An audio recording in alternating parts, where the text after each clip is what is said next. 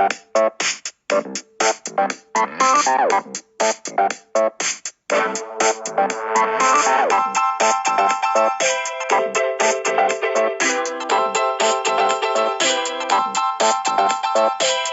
to Different Gravy, not just another Sheffield Wednesday podcast. I'm one of the hosts, Richard Miller, and my co-host, a Homo sapien of the male varietal in his mid to late 30s, born and raised in Sheffield, England, now residing in Calgary, Alberta, Canada. Keeping things factual this week to avoid any complications. His name is Luke Gledall. Welcome, Luke. How are you doing today? I'm very good. Thank you very much, Rich. Thank you for the earnest and conscious, sweet and curt introduction to me.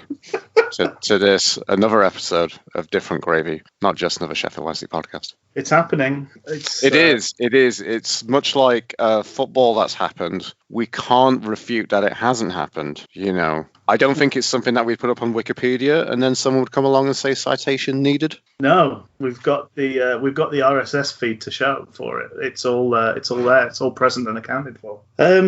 I suspect we'll have a fair amount to digest in regards to the weekend's game, so maybe it makes sense to sort of speed us along into eventual breaking hoo-hoos. So obviously there's a game midweek, so we'll cover that. But just before that, it's the other thing that's sort of it's been talked about and rumoured for a while, but it was presented officially now to clubs, was this idea of a salary cap. And I wondered what you thought about that, Luke. Obviously, you're based in North America. Most American sports have some form of salary cap. And I suppose as well, being in the kind of colder north end of North America, the effect that has on talent, effectively. Well, I guess it's interesting because I kind of feel like coming up in the ranks is probably becoming my almost kind of second sport. I have a quite affection for baseball. Maybe it's this slight kind of meditative contemplation, and a little bit similar to my experience of going to baseball. It's a bit like how I remember cricket. You know, it's a bit of a piss up. It's a bit of a long kind of, it's a bit of a day out kind of mentality.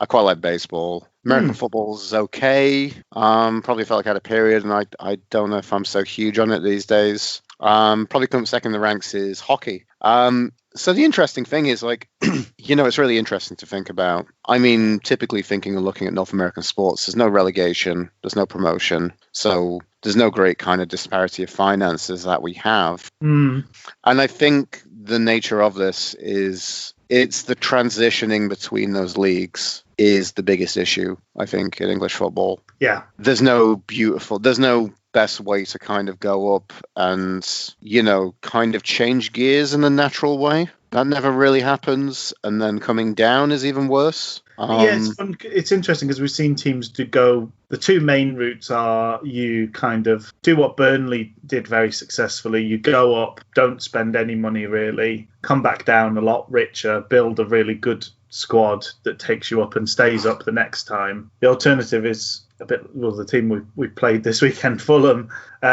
You go and spend quite a lot of money, and then you've got to pare it back quite considerably. But they've maybe managed to do that model better than most because they are right back in consideration. Whereas some teams do sort of, Huddersfield, who it's weird that actually it's happened in the week. Huddersfield spent a bit of money in that second, preparing for that second season, and their team got much, much worse as a result.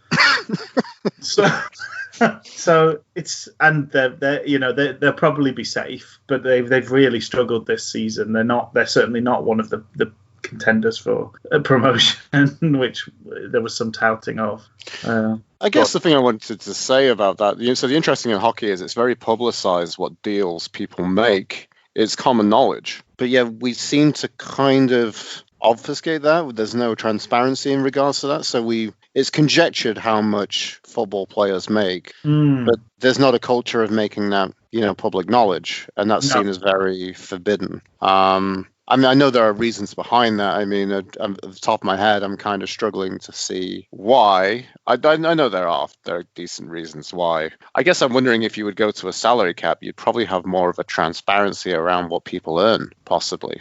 Yeah, but then what? I don't know why transparency is needed. Like, why should we know what people earn? I don't know what you earn. Do you know why? Just because they're sporting figures, do we? Well, I'm more than happy to tell you off the podcast, Rich. That's okay. I don't care. Not that I don't, that's harsh. Do care. I care about you, Luke. I care for you. Oh, thank you. Do not care what you earn. It doesn't mean anything to me. I hope you're doing okay. I presume, oh dear, right. We've managed to stumble into a weird corner again. But I suppose what I'm saying is, just purely because they're public figures, it's interesting. So I've talked often about one of the other sports that I follow closely is mixed martial arts. And most states in America, they do give at least the kind of the fight purse figures for fighters, whether they are boxers or mixed martial artists or whatever the fight sport is. They tend to give the figures which are their base show and win bonus part of their earnings. But Las Vegas, this is passing legislation to stop that happening.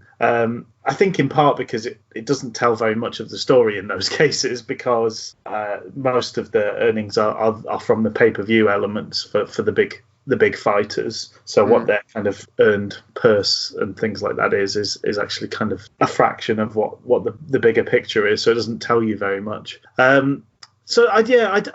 I don't necessarily feel that there is a public interest sort of angle, other than it would be intriguing to know. And I'm sure, folks on Twitter slagging off players would love to know that such and such a player is on whatever a wage, so that they can quote it back to them. I guess I feel, in the sake of hockey, the interesting thing is everyone knows what kind of, if I'm looking at my hockey team, which is the Calgary Flames, there have been moments in the season where it's like, oh, they have this amount left in the salary cap, or they need to renew this player, but they have this amount of. I don't know if it just becomes more. It's a very different feel. Maybe it just kind of filters to we'd all like to think that we could all be.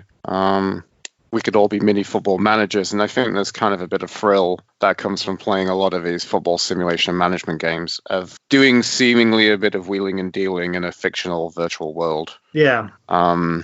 So I guess there's that.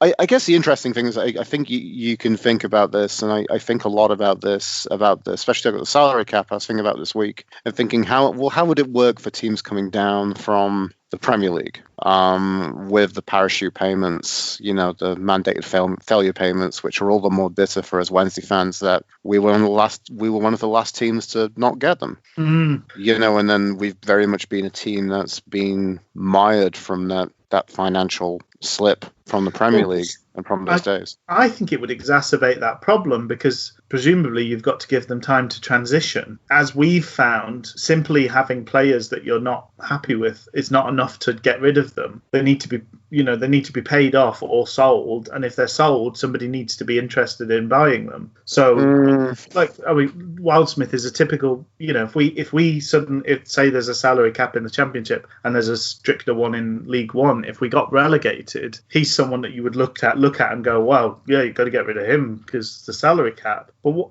how? Because you have to pay him. Nobody would want him. But I think that there must be a way around doing that, I think. And I think that the thing I wanted to say was, even if there are problems still, I think we really need to go down this route of having a salary cap, because I guess this is the interesting thing, and maybe I'm just creating a false kind of argument here. The weakness I will say to the argument is the mentality is we've brought in financial fair play to basically say clubs are overspending, this will stop them overspending. It's not really stopping them overspending. It's maybe the argument I've seen for financial fair play is that there's less clubs that have gone into administration since it's been brought in. I don't know if that's true. I thought that's what I've heard, or what I've seen read, but I mean, it could be complete bollocks. That is also fair. It feels like a lot this season. But then obviously financial fair play doesn't really sort out issues such as the thing that's kind of irritating me. Well, there's a lot of things that irritate me. The thing that kind of really pissed me off, especially with, and we all know we're just, especially people listening to this podcast know that we're real massive status quo fans. And you all know how much that we talk about our love of everyone's favourite Rick Parfitt. Parfitt, yes. Rickolas Parius. That chap in question, how much we just love him on this podcast. We absolutely adore the chap.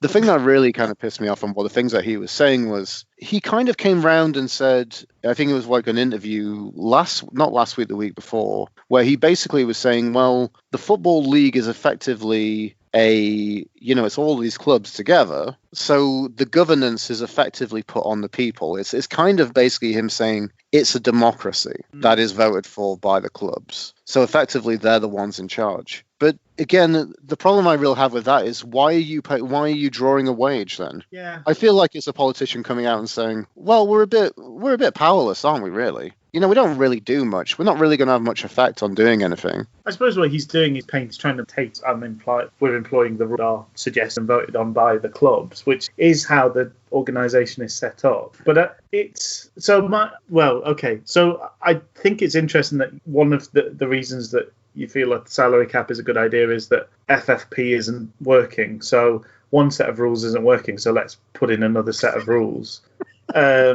Sure. It's an interesting line of thinking. My worry with the salary cap is that there's already a huge draw, particularly for overseas players, to be in London, particularly big cities, but the South, London in particular. And what I was trying to hint at is the clubs north of the border have often struggled to get talent, because effectively what happens by and large with a salary cap is everybody's paid roughly the same amount of money. And if I can earn the same amount of money and live in London as I do living in Sunderland, why would I pick to live in Sunderland?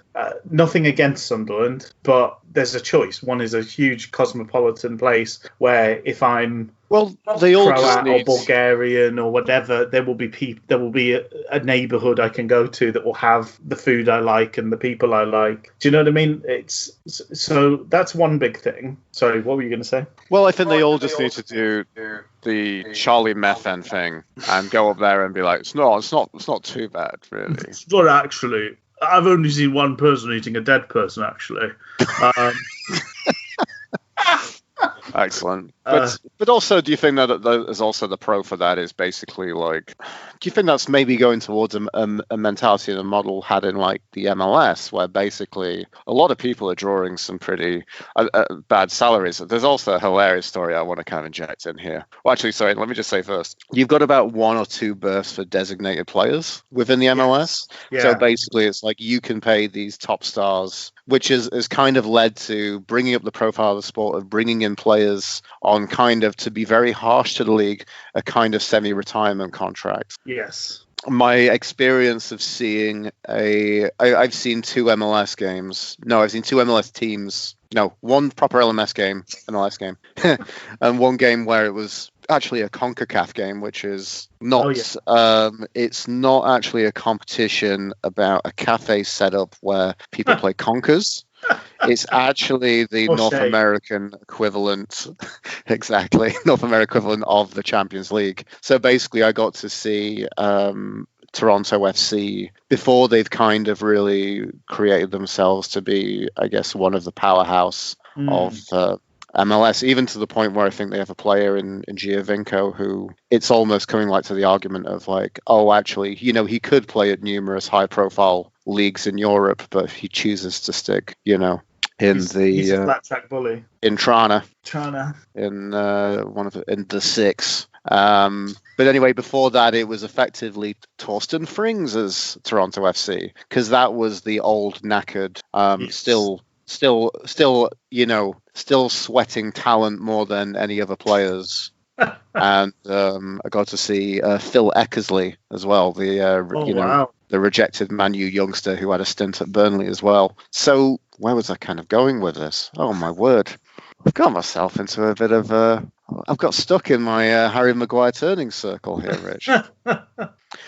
So anyway, there was also a fun story as well about the MLS, about how you have a designated player and you pay them bucket loads. There's a fun story about how, like, when Beckham was at LA Galaxy, the whole squad went out for a meal, and they split it between themselves, all of them, when Beckham was there. And I'm like, Beckham is getting paid fortunes and fortunes to go and play for LA Galaxy. Also, with the upside of which he's done, where now he basically has his own, he has his own hand in a MLS franchise in Miami. So just very funny that, like, players who are getting paid like 50,000 US are asked to stump up for their Applebee's or whatever restaurant they went to. But the thing I want to say was, having that designated player, this is the point I was getting onto, it's kind of coming to that. So then maybe you would probably have a bit more of a kind of slight equalization of players, because, like, players would be a bit like, well, I can be the big dog here, or, I might not have the opportunity to move to many teams. So that might kind of be a bit of an equalizer, really. Yeah, I don't know. I don't know if you'd have to keep, maybe you'd have a mentality of saying that, like, a club comes down from the Premier League and you say, okay, your parachute payments, they're there to pay off players that you still have on your books on those contracts. And then basically you can't engineer any money into this. What will happen again? I think it's important to do that, but effectively it's not going to solve everything. You're effectively going to have the same situation that happens now, where basically Wayne Rooney's contract is paid by a betting agency. And it's... Oh, Wayne Rooney's going to play. Okay, what numbers is he going to play? 32. Who are our sponsors? Oh, 32 red. Yeah. And he gets red in the face every game just for promotional purposes. And the commentators have to say, a bit like how they have to say, like, the Etihad, Fly Emirates, FA Cup or whatever, they have to say 32 is red. They're also banned from saying always bet on black as well.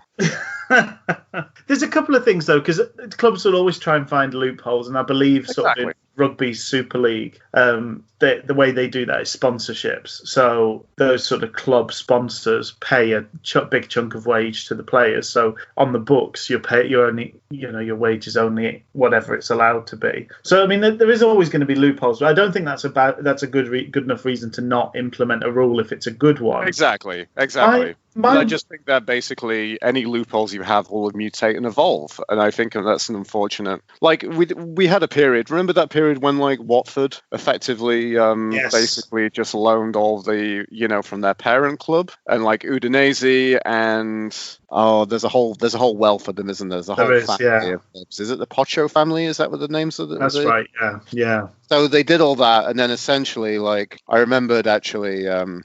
There's a funny kind of, just going to drop a name here. It was the year I came to Calgary, and I was staying in an apartment I rented from my friend Day, and then he went to Costa Rica and said, "Do you want to loan the whole place?" I said no, and he said, "Okay, well, we can get other people from Airbnb in." And I managed to weirdly stay with an Australian comedian called Ed Cavalier, which is another kind of weird story in itself. Ed's actually weirdly a Blackpool fan. We actually had like a really fun kind of conversation. I won't get too much into that, but I remember talking to him about what Watford were doing, and I remember looking, him kind of having this revelation, seeing on his face when he brought up Wikipedia and saw all the players. He's like, they won't get away with this, and I'm like, they will, because the law is there's nothing against that, but now we've closed this. And the really funny thing was, I remember Watford fans kind of being, a mild kind of swaggery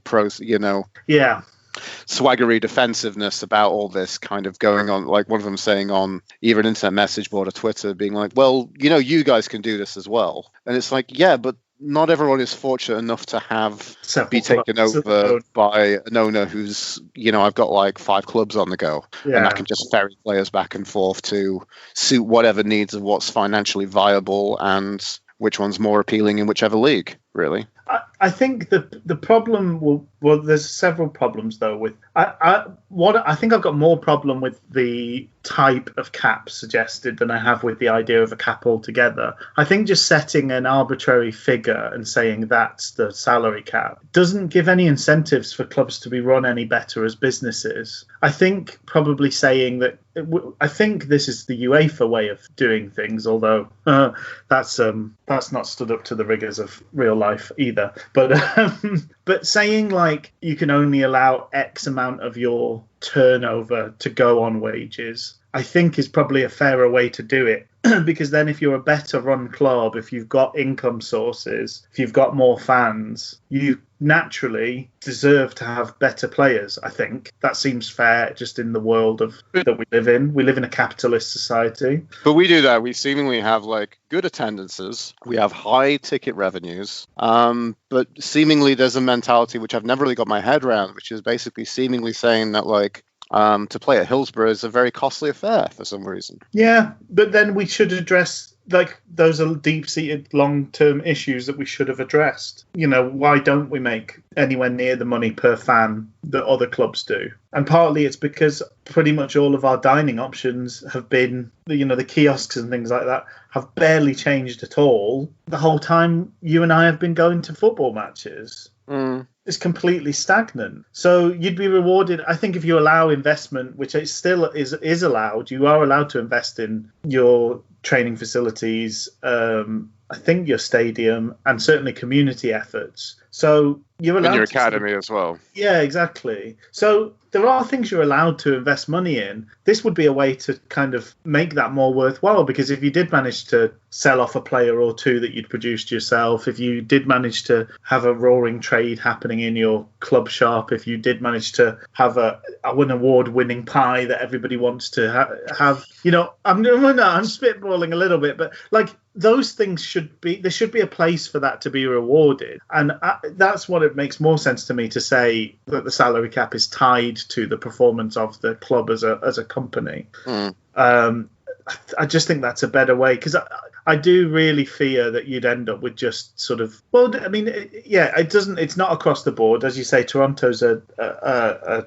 high performing team in their league, but by and large you've got situations where players, it's like, do I go to Wisconsin or something in the middle of nowhere, or do I go to one of the bustling, or do I go play the exact same sport for the exact same salary in LA or Miami? And lo and behold, I probably want to go do that somewhere that's sunny and pleasant. Yeah, but there's also like, there's not so much that like, what's the thing that I want to say? Like, it can only happen so much. There's only so many quality football players, right? Yeah, but then worldwide, there's so many football teams. I don't know. I think the quality of the football would suffer massively. I think it would become very, very hard for teams in unfashionable places to get a foothold in things. Because that's a thing that even in the Premier League, with all the riches of the Premier League, top players have the choice of where they go, because they'll get paid masses wherever. So they almost have their own salary cap, because it's like, well, I can get my stupid amount per week,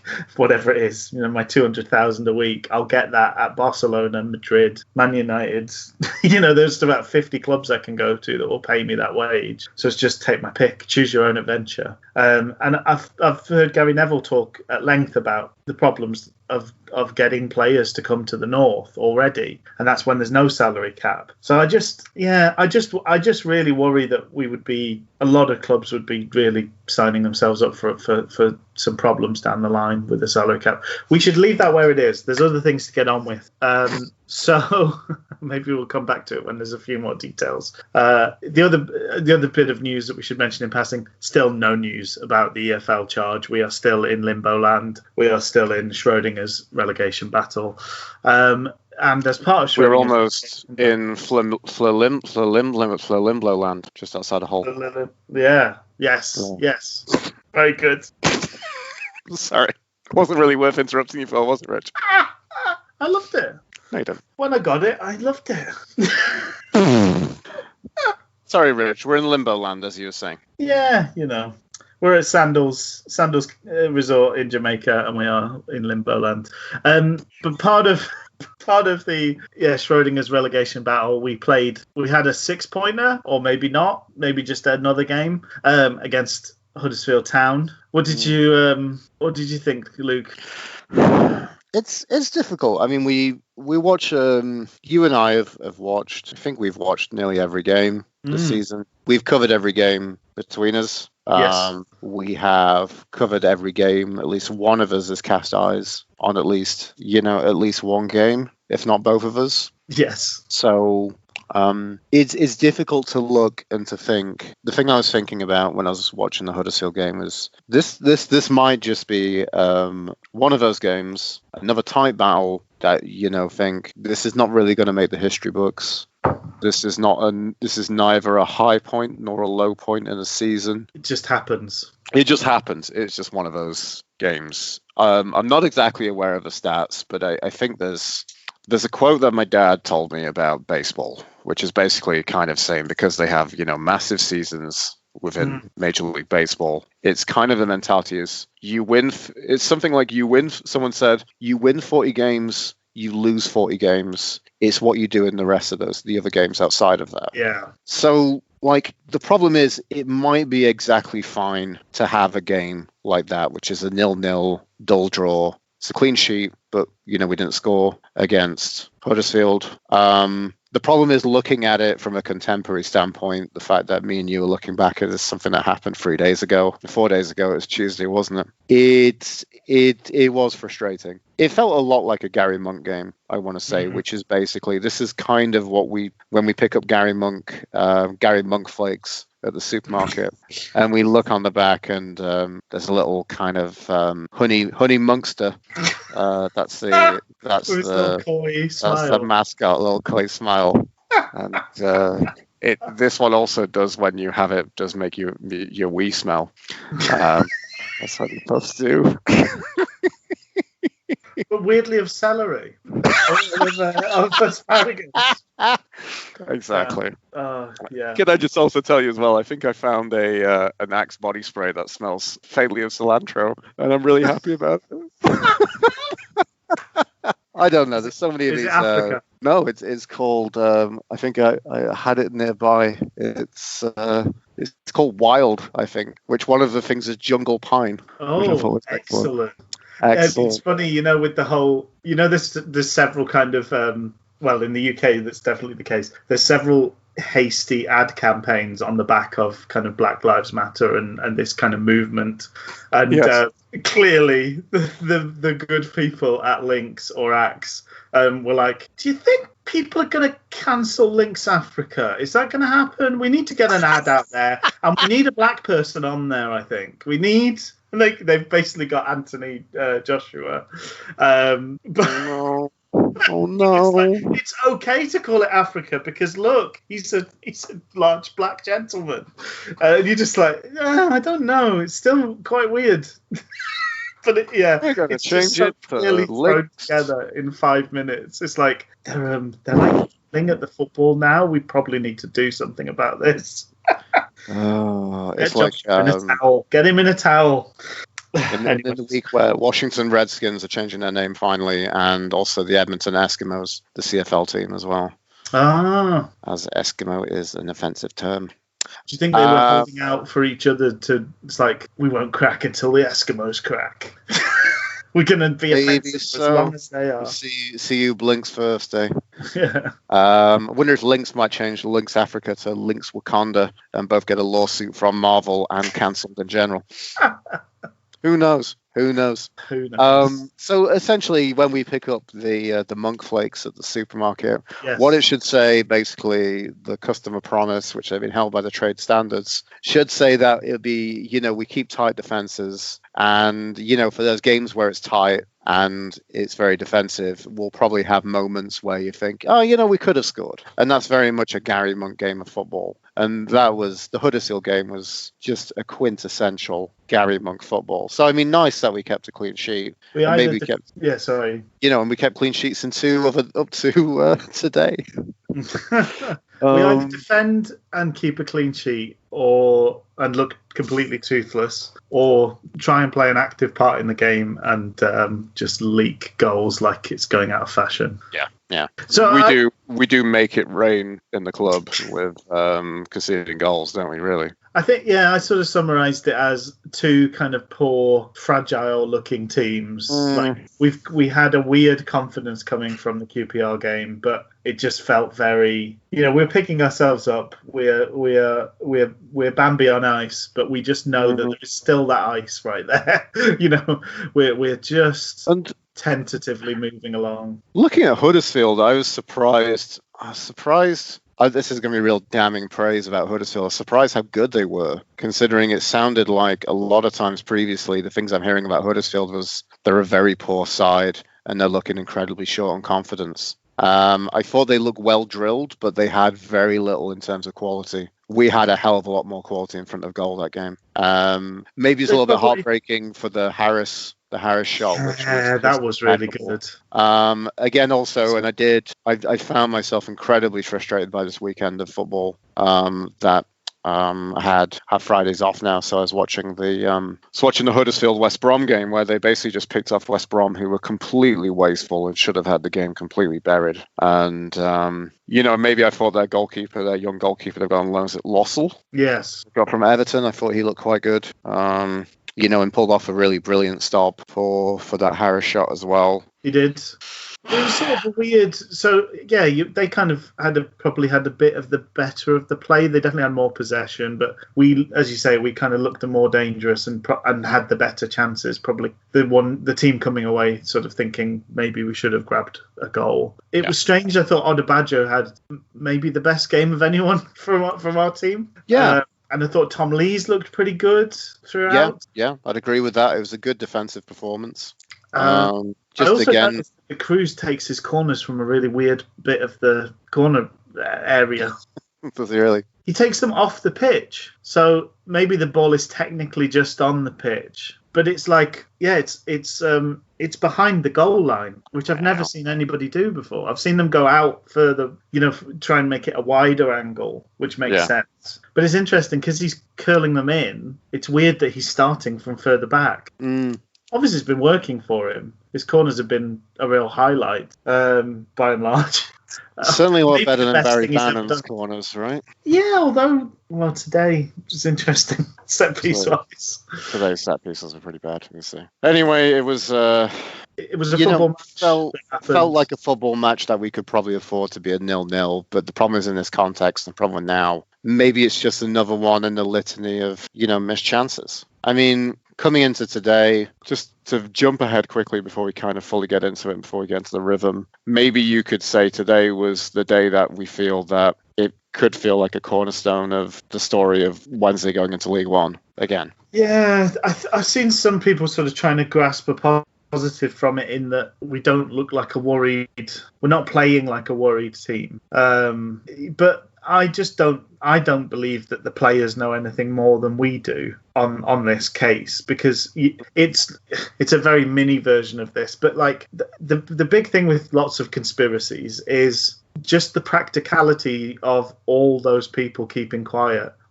So if the team and the manager know, presumably the other members of the staff know, you're already talking about like 100 people and none of them saying.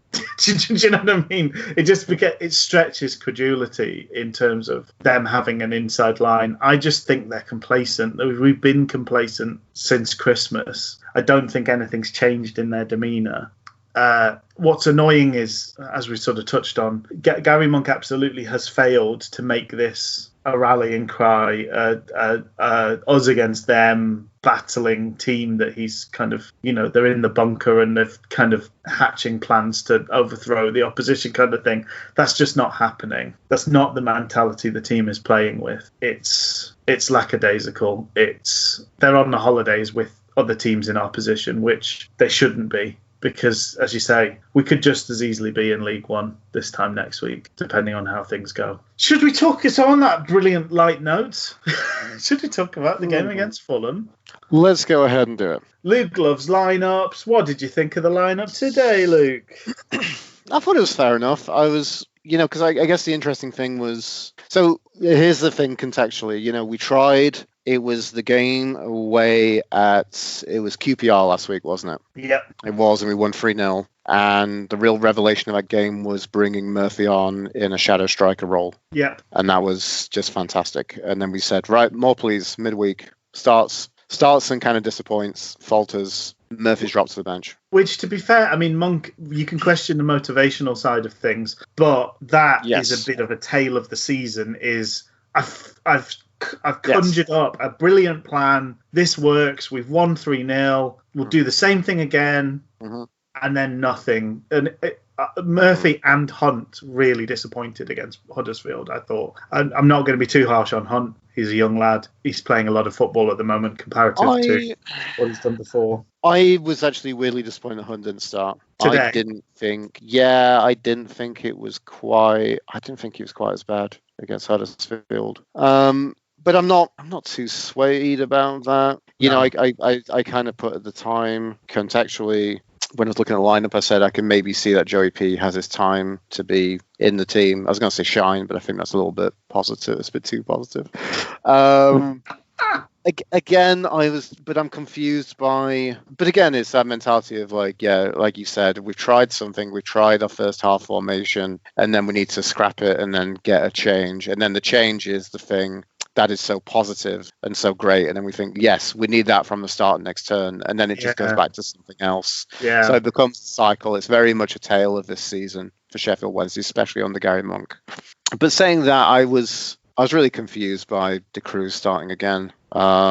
It's fine right now. Like, I'm still happy with, Windass was a bit quiet midweek, wasn't he? Well, so what was frustrating, it's actually, I think, in a way helpful to take the two games together in some ways, because it's a bit like what we ended talking about last week was how much was us being good and how much was QPR being bad, and in particular being so kind of bloody minded with holding their high line when we were clearly making mincemeat of them over the top. And Huddersfield just sat deeper and we couldn't get the ball in behind. So it absolutely didn't work. Murphy didn't get the chances. Windass didn't get the space. We just weren't able to get the ball over the top of their defenders because they stood halfway into their half rather than on the halfway line. And I was sort of surprised that we went again for two quick guys up front against Fulham. I mean, maybe they're notably slow, but I don't remember Hector being particularly slow.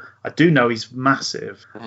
So, trying to get balls round and over the top of him is going to be tricky. I'm surprised it was De Cruz. I'm surprised it wasn't one of the bigger players to try something a bit different because, But then in the same way, we got 4 points in a week from playing the two quick lads up top and trying to hit balls over the top. So I can kind of see why you keep that. Yeah, I just felt there's a mentality of like midweek of us getting pressed and then not really getting it down the wings and effectively then just lumping up top. Yeah. So I'm very keen to not be, maybe the tagline of Different Gravy, not just of a Sheffield Wednesday podcast, is wise after the event. Yeah. And I don't want to keep doing that, but again, it's that whole thing with De Cruz up front is like, I think we said this about Jordan Rhodes, is like we know with Rhodes. We know with Rhodes that he's going to do. We know what his role is, even if sometimes it's not devastatingly positive.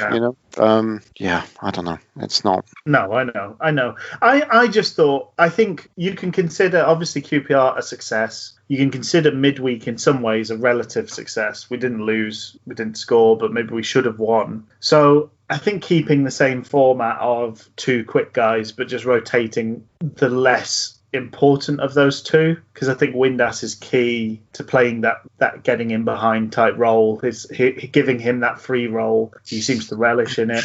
He's got quite a bit of quality on the ball. He looks to sort of play things in behind. He looks to read things in behind. So I think it makes sense. You rotate the other guy because they're less important than Windass. De Cruz is fresher than Murphy. Yeah. It's a lot of managing energy, Yeah. That's as much of anything that's happening at the moment as anything else, I think. De Cruz for the term of maybe his fitness, energy, and kind of his profile as a player.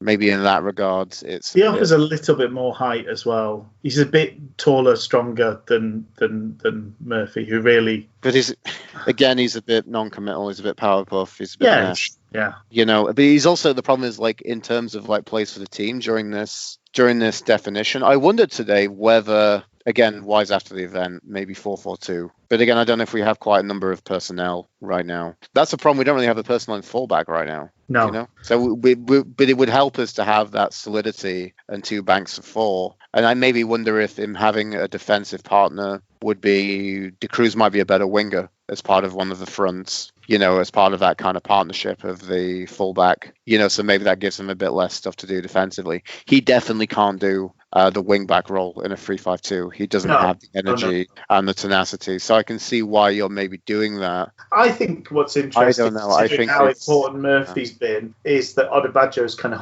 held his place for the 3 games. Yeah, that's and that was the funny thing was because, you could think about Murphy coming on and it's still with Murphy. It's still right now. And I think as most of the time, I think we still need Murphy on the pitch more often than not, really. So, I mean, I couldn't besmirch dropping Odebajo effectively. No. So the game sort of kicked off and a fairly sort of slow start, meandering to things. But that only lasted 10 minutes, and Hector hit a lovely long pass over the top. Odebajo fell on his face, and Cabano, he did hit it early, but Wildsmith is miles out of position, seemed to be stood in the middle of the goal and got beat at his near post. It didn't look good, did it? No, it did not. Cabano's got a bit of a history against us, I think. I remember him doing quite well several times. Apparently he's not played very much this season. But I remember, Fulham beat us before the playoff games. They were the last. We were already in the playoffs, and Carlos kind of took the game off. And I think Cabano picked up 2 goals that day as well. They also had another chance fairly close after that where Hector had again played a lovely pass. That's the interest. So Fulham, there's Michael Hector from last season, the man,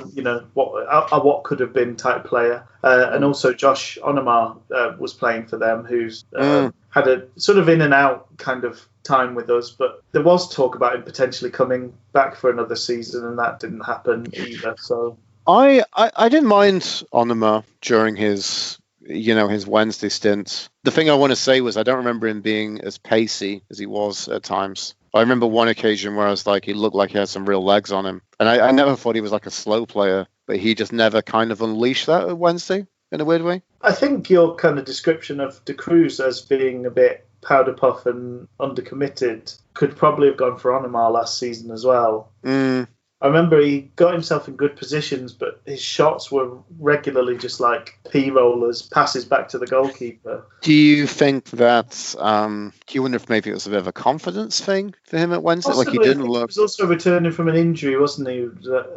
Yeah. Seemed to be always taking gambles on players that have spent a year out injured, and maybe another year of playing, he's back to where he was. But there seems to be a bit of a dialogue from, or maybe it was some kind of fan website I kind of saw, or some Spurs fan that kind of commented, was basically like, let's look at Onomar at Wednesday and saying, they seemed to be disappointed in his performances at Wednesday as well, seeing and feeling that maybe he was going to be a player who was going to push on to have a bit of a first team kind of viewpoint at Spurs. And it was really funny seeing that, because I just felt like replying or, getting a message to this guy and saying it's never been. It doesn't look like anywhere near that level of quality. He did look he looked bright today. I think he faded, which we're used to. He seems to only have about a half of football in him before he needs to come off, or he's just a passenger.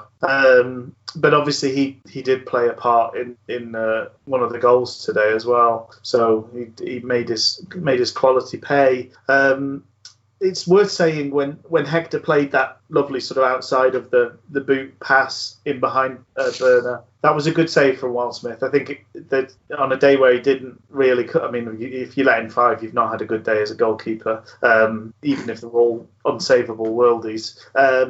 So yeah, on a day where there's going to be some criticism coming his way, he did make a good save in that case. But we did have chances again. Harris, Windass played a really great ball which gave Harris basically half the pitch to run into free and clear. I did have a bit of deja vu of us talking about him in that same sort of situation, not pushing across the line of the defender and forcing them to either back off or foul him. He kind of keeps himself safe and goes left, which is not his best foot, and it really showed when he shot with it that it was not his best foot. Rather than pushing onto his good foot, making it more difficult to defend and getting his shot away probably in a much stronger way, he sort of took the option that favoured him the least in that situation. The odds were dwindling as he pushed forward. But it was a nice break. It could have turned things around in the game.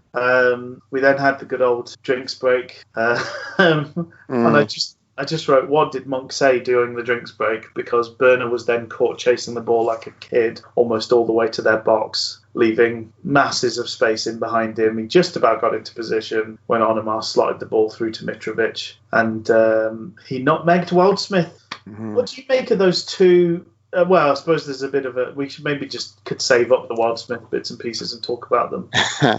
What were you feeling? I just thought we looked so low on quality and confidence, and I was really worried it was going to be another Brentford-style capitulation at that stage. So you're talking, sorry, you said at, and I didn't quite get the period. Do you mean half-time, Rich? This is 2-0, but yeah, there was more to come, obviously, in that half. Yeah, there's more to come from downhill. Come from there. I had a decent volley, which again, Wildsmith saved well. By the way, first half I was on the FFC TV commentary. Oh, really? Couple of Cockney lads, and they started talking about goal difference, about that 30-minute mark. This actually might be a nice chance to improve our goal difference. They really look like they're shaky, and they look like they've down tools. Talking about our quality on the bench, Jordan Rhodes, a lot of goals on that bench. Jordan Rhodes and Conor Wickham, a lot of goals. All the knowledge of people who haven't watched Wednesday play, really. Exactly. Or maybe they do have a lot of goals, just maybe not on the Sheffield Wednesday side, maybe elsewhere. But yeah, I don't know. The whole thing right now is the weird dynamic is goal difference really doesn't really matter at this point for either team. Like Fulham aren't going to get enough on the board to make it even a point. That's going to kind of determine any positions against West Brom and Brentford. Let's just kind of look at that after today. Yeah, there's masses. It's they're 16 goals behind West Brom and 30, nearly 30 behind Brentford, who have an insane goal difference. It's not going to matter. And then the bizarre thing for us is that, like, if it comes down with a points deduction, like, even taking a hammering, we're still probably better off than some of the teams at the bottom in terms of goal difference. So it doesn't hugely matter. I don't know what I thought at that point. I thought it was just insanely disappointing again. That, it felt like this is a pressure situation. It's felt like we were going to be positive. It felt like Monk was saying that we're going to go there and we're going to try and win. It felt like the signs. We set up with still a fairly kind of attacking mentality. And we never really got going in the first half in that aspect. I mean, tiny rally. They're very tiny for about 5 minutes. Yeah. We still had a chance to play that ball in where it looked like if Luongo had jumped, he might well have had a free header. He just sort of watched it go over his head. And then we had a free kick and a corner in short order, but Bannon insisted on both those going short, and nothing came of them. And then, obviously, 40 minutes, Iorfa fouled Cabano for no good reason. No apparent reason, no. It was just not needed at all, and it basically looked like he just ran through the back of the Fulham players, Cabano's legs, basically. And just to sum up how well our day was going, even though Mitrovic slipped on his arse, he still managed to score his penalty. It was pretty terrible.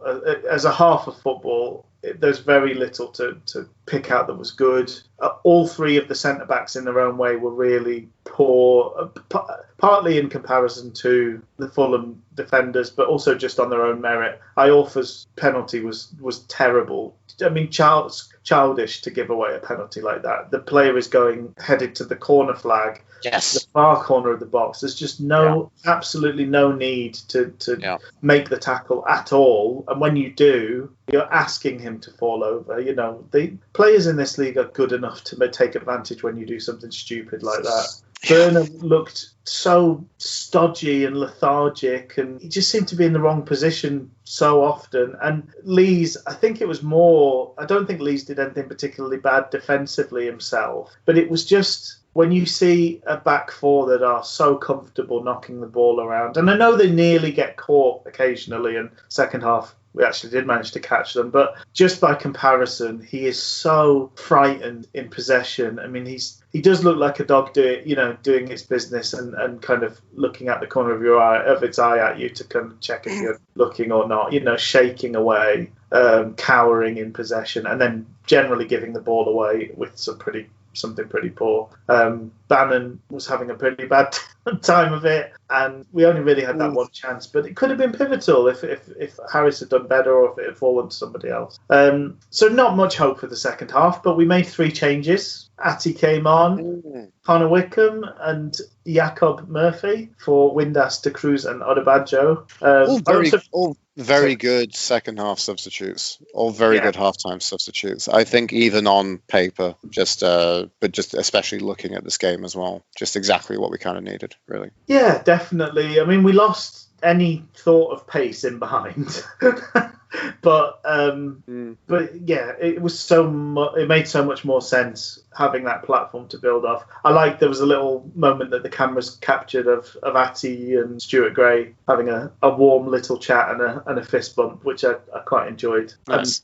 And, I vaguely hope he was saying I'll see you next season, but either way, either Atty gets to have a try in the Premier League or we get Stuart Gray back.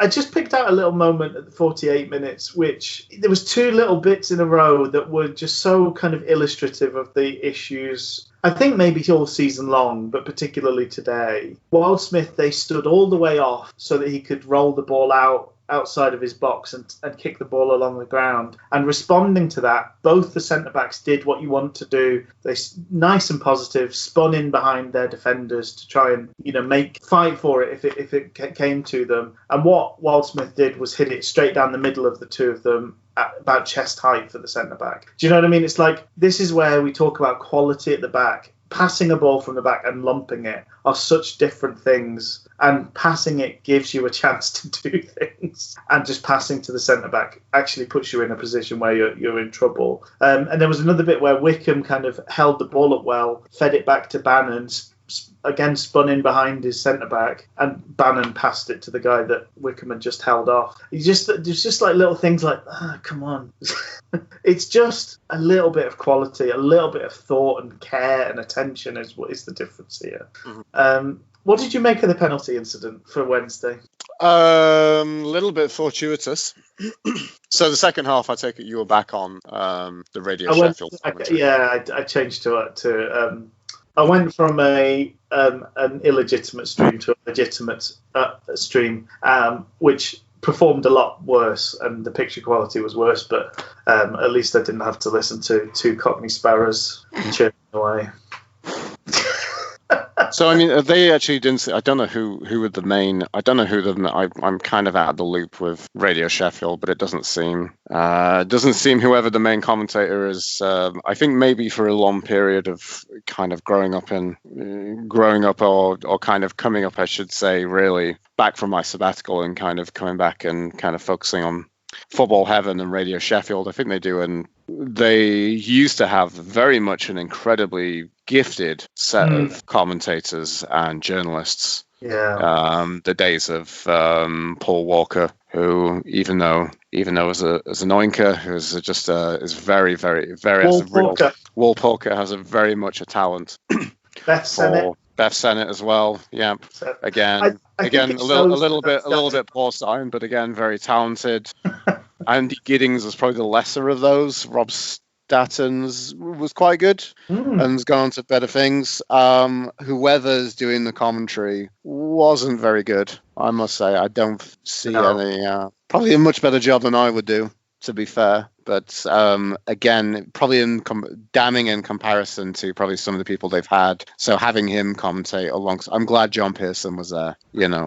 I think that the talents of those guys you talk about have probably been shown by the fact that they've got bigger and better jobs elsewhere. I think Paul Walker tends to have something. So he seems to have some contract with the EFL directly. Like quite often when you see clip programs that are, all of the matches in half an hour or whatever, Paul Walker will be the person doing the commentary for all those clips. Seth Bennett is involved at 5 Live, I believe, and as you say, Rob Statton's had 2 promotions since leaving Radio Sheffield, so they are very good, really good commentators, and it showed. The current batch maybe not so much, but as you say, I'm the same. I haven't had as much interaction with them. Just as a real side note, I think I kind of enjoyed from some of the commentary, or having them for the away stuff, and then kind of they cut to the whatever the music ident they use, "Good Luck" by Basement Jaxx, featuring the lady from the Bellerays, which is I quite enjoyed. That was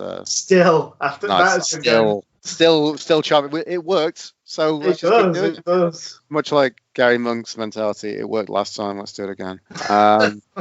So I mean, they didn't see the penalty call. They said they couldn't figure out what it was. But I'm pretty sure it's Murphy being fouled after the event, which I guess is interesting. I don't think I've seen a referee. So Darren England was the referee for this match. I'm just looking for the notes. I don't think I've seen a referee give as many fouls, after the event happened. Yeah. It seemed to be like they had Fulham had a free kick on the edge of the box. Was it the one they scored from? But anyway, it was basically their player played it off because he knew he was going to run into Burner, I think it was. Yes. And then he did run into Burner, and then he got the free kick for it. It was Iorfa he ran into, but yeah. It felt the same as that, really. I wonder if he was taking longer to get to things because it was a hot day. I don't want to kind of cast aspersions, but they were noting on the commentary that at the water breaks, the officials were taking on water, which they don't often do. They quite often have a little conflab, but they don't take in any water. But they were doing it today because it was particularly hot. So I don't know whether just it was a bit of a struggle to keep up with play on such a hot day. Yeah. So I mean, it seemed it was fortuitous for a penalty. I mean, definitely. I wondered whether, formerly of this parish, Sam Hutchinson was a person that would quite often do tackles where he won the ball, but it was still a foul. Yeah. And I do wonder. It took me about the 3rd or 4th time of watching it back. But the keeper has got both feet off the ground. It's a pretty wild lunge to stop. He's kind of gone for a save, but he's tackled Murphy with it. And I did wonder whether it's a rare occurrence of that type of a tackle happening in the box, where even though he made a solid contact with the ball, he's not in control of his body and putting the other player at risk as a result. And therefore, that's why it was given. But I mean, regardless, Atty took a lovely penalty, gave him the eyes, and just sort of calmly slotted it in the opposite side of the goal from the keeper. And that was after kind of an arm wrestle with Wickham, which it looked like Bannon had to decide as captain who was allowed to take it. But I loved Atty going and grabbing the ball and charging back to the halfway line with it. I don't know. I love little moments like that. It's like, yeah, we're going to go do this. We had another positive situation fairly quickly after that, but it was well, I guess the funny thing was it looked like we looked, but we don't ever really. I mean, football is rarely fairy tale, really. Let's be honest. Yeah. But it seems like we've had quite a few moments this season, or it feels to be recurring. If we're down and we pull something back, you can see that rise in belief, and just the players just seem a foot taller on the pitch. But we're never very good at kind of taking advantage of that. No. Of that head of steam, so to speak. Yeah, I know what you mean. Absolutely. Because there was that decent save from Wickham. There was also the one where Wickham ran across the goal and it was given as a foul quite quickly after the penalty as well, which didn't look like it was a foul, and it looked like Wickham was just about starting to win that race, and maybe that would have been a chance as well. Yeah. So it's a bit. I think momentum. Did you enjoy Jakob Murphy's long throws? I did. I'm loving his work at this point in the season. I know. He's if there's any doing what he wanted to do. If there's any positive from this period, it's definitely Jacob Murphy. really. Yeah. Quentin won that kind of long, and it was going through, and it just seemed to kind of drift through everybody, like through bouncing, and it was like, yeah. Yeah, was that the one where the foul was given against Wickham for sort of chasing it, being a bit antsy? Yeah. And that was disappointing because he thought, almost, that almost the moment where it was 3-2, maybe. It was just when he was about to put his left foot through it, I think. It just kind of broken to him eventually. I thought not a showcase particularly for Joey Pelupessy, but I did think he made a really good, brave challenge around the 65-minute mark when Mitrovic had absolutely done Tom Lees and just looked like he was going to score, and Pelupessy sort of put a really strong foot in from the side and left Mitrovic needing some treatment, but it was a good, clean tackle. I thought that was a bit of a highlight for him in a less auspicious day. Just looking at him in these last two games, he's had some positive comments from people, and he definitely looks better on the front foot, like chasing the ball down and kind of maybe threading the odd pass through. But it's strange. I think the role he's asked to play more often than not is to sit as the anchor, and he's an inactive anchor player. Like he holds his position. He doesn't go sort of tearing around from there. And I just wonder whether not the best of memories for Wednesday fans, but we've touched on it before. But O'Connor and Potter didn't quite often. What would happen is Potter would do the chasing and O'Connor would sit, which is stupid. It's nonsense, isn't it? Yeah. And it's like that with it would be better for Bannon to sit and Pelupessy to run around like a dog chasing a crisp packet. You know what I mean? Yeah. Anyway, we had a really nice little move started by a Bannon flick at the 69th minute. But Murphy's cross was fairly easily dealt with. But that was a nice little passing movement. I think 4 or 5 players involved in a quick, decisive move. But unfortunately, 73rd minute is where they scored from that free kick. The player beat Iorfa and then ran into him, and the player let the ref let the play run on and then called it back for the free kick. Clever to go under the ball. Clever but awful, as I've kind of said. It's such a signer. It really is. I don't know. The thing that pissed me off on the commentary, they were like, I bet they've studied Wednesday that they know that they jump. I'm like, no, I don't think they have. No. I don't think. I think it's just you naturally It's always chancing your arm, isn't it? I think the under the wall one. He did hit it pretty sweetly. It went sort of pretty near the corner. I'm going to say something incredibly naive, and you can kind of do a bit of cleaning up here, Rich, and you can kind of roll up a newspaper and bash me on the nose for this one. In terms of conceding, that's the roll-up, that's what he's saying. In terms of conceding free kicks, okay, let me sound like I'm I'm going to sound like a complete idiot here. Okay, a rube. Okay, Wednesday conceded a free kick outside the box on the edge of the D. Is it maybe better if we don't have a wall at all? I don't know if you need one quite as big as we had. Because we went with 5. Was it 5 men in the wall? Yeah, I think when it's that close and you've got big men. Maybe more 3 men and a baby, you think? Maybe, yes. maybe the baby being Joey Pelupessy. Yeah, we bring on Ted Danson and Paul Reiser. And then there's a ghost. Yeah, I mean, the other thing I don't know was that another bit of a goalkeeping howler? We've got a lot of history though with a goalkeeping. A tone through all of our goalkeeping is the goalkeepers can't seem to set a wall properly. They can't set a wall properly. They don't know what he's doing because there's a lot of I felt, and especially watching Wednesday, I feel like I can either get the same mentality from either a bit of commentary from somebody in the crowd or on Radio Sheffield, or he might not be able to see it if they pop it over, and that's usually what happens. So I don't know what Wildsmith is supposed to be seeing. It's too late for Wildsmith to see it, but it'd be too late for Wildsmith to see if it goes over the wall. I don't fucking get it. I'm not sure that's. I think we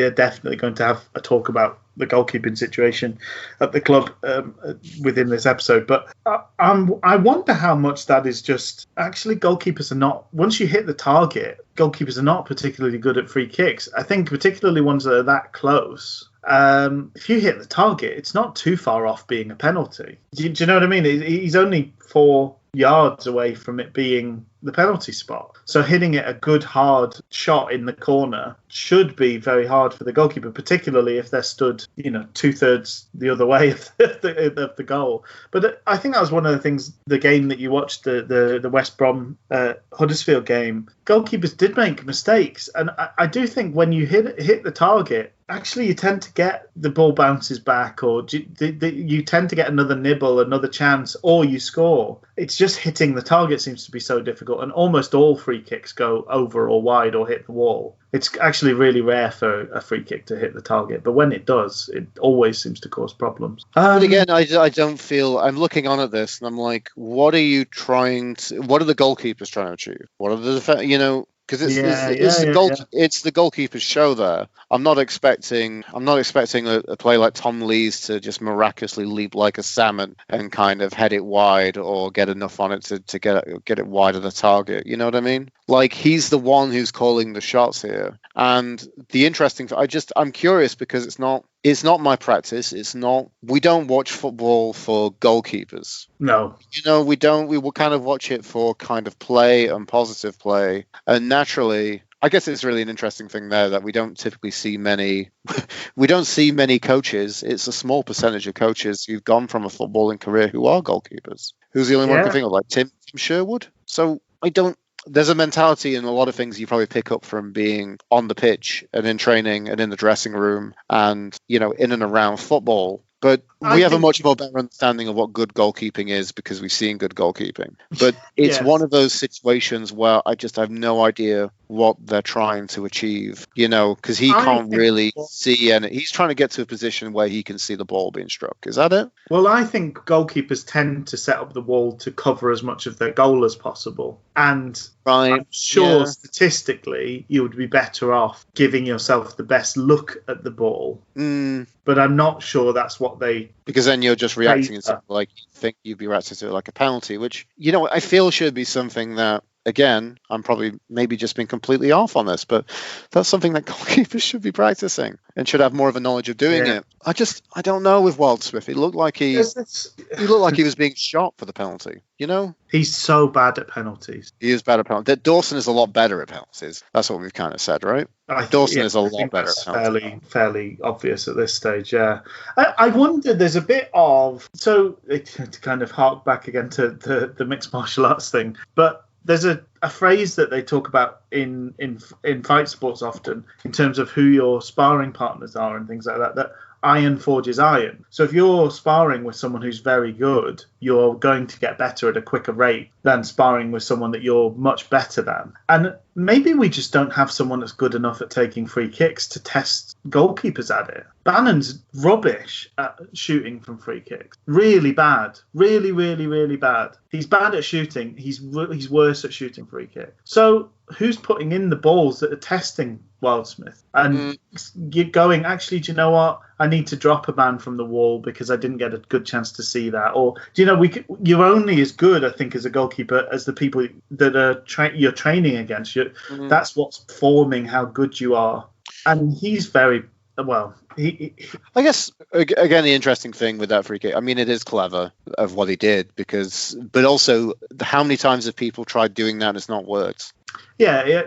That's why it doesn't work more often than it works. It is a gamble. It's a ruse, isn't it? It's a ploy. It's clever, but it's probably not going to work 9 times out of 10. Right, we should shuttle along a little bit. Sure. There was a free kick shout for Harris on the edge of the box. I thought it looked like there was contact. It was definitely out of the box, but I thought there was contact, and he was maybe a little bit unlucky not to get the free kick there. Don't know if you had any thoughts on that moment. Not particularly, no. No. 78th minute, we had a good corner in, a good header from Atty. cleared to the edge of the box, and Murphy had a poke at it with his left foot, and it went in. I don't know that it was going in from Murphy's hip, but no, that was a pretty. It deflected once or twice on the way in. Pretty savage deflection. Pretty lucky. So it was a weird seesaw of a game emotionally. The one, because when they went 4-1 up, I was just thinking, oh,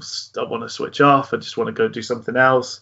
Then we hit back with that goal, and you're like, okay, or maybe we're going to have a go at this. Unfortunately, it kind of meandered again for too long, probably, for us to have had a proper chance at getting the game back. We swapped Pelopessi for Hunt, and I think his legs were useful towards the end. But Harris had a really good run down the left, got kind of pushed back by the defence, but picked out Murphy. And I think that was one of the things that the commentators picked up on, is those two pass to each other so often today. The two wing backs, they just seemed to be a ball that was on all the time, and it was a good one. Murphy put a great cross in, and Atty put an absolutely great header into the top corner. Absolute beauty. So did you also see that basically the 2 goals from Atty Nuhiu take him to 50 Sheffield Wednesday goals in his career now? Oh, that's nice. It is nice. It is really nice, considering that we don't know if the Big Dave show is getting cancelled at the end of his season. Certainly in our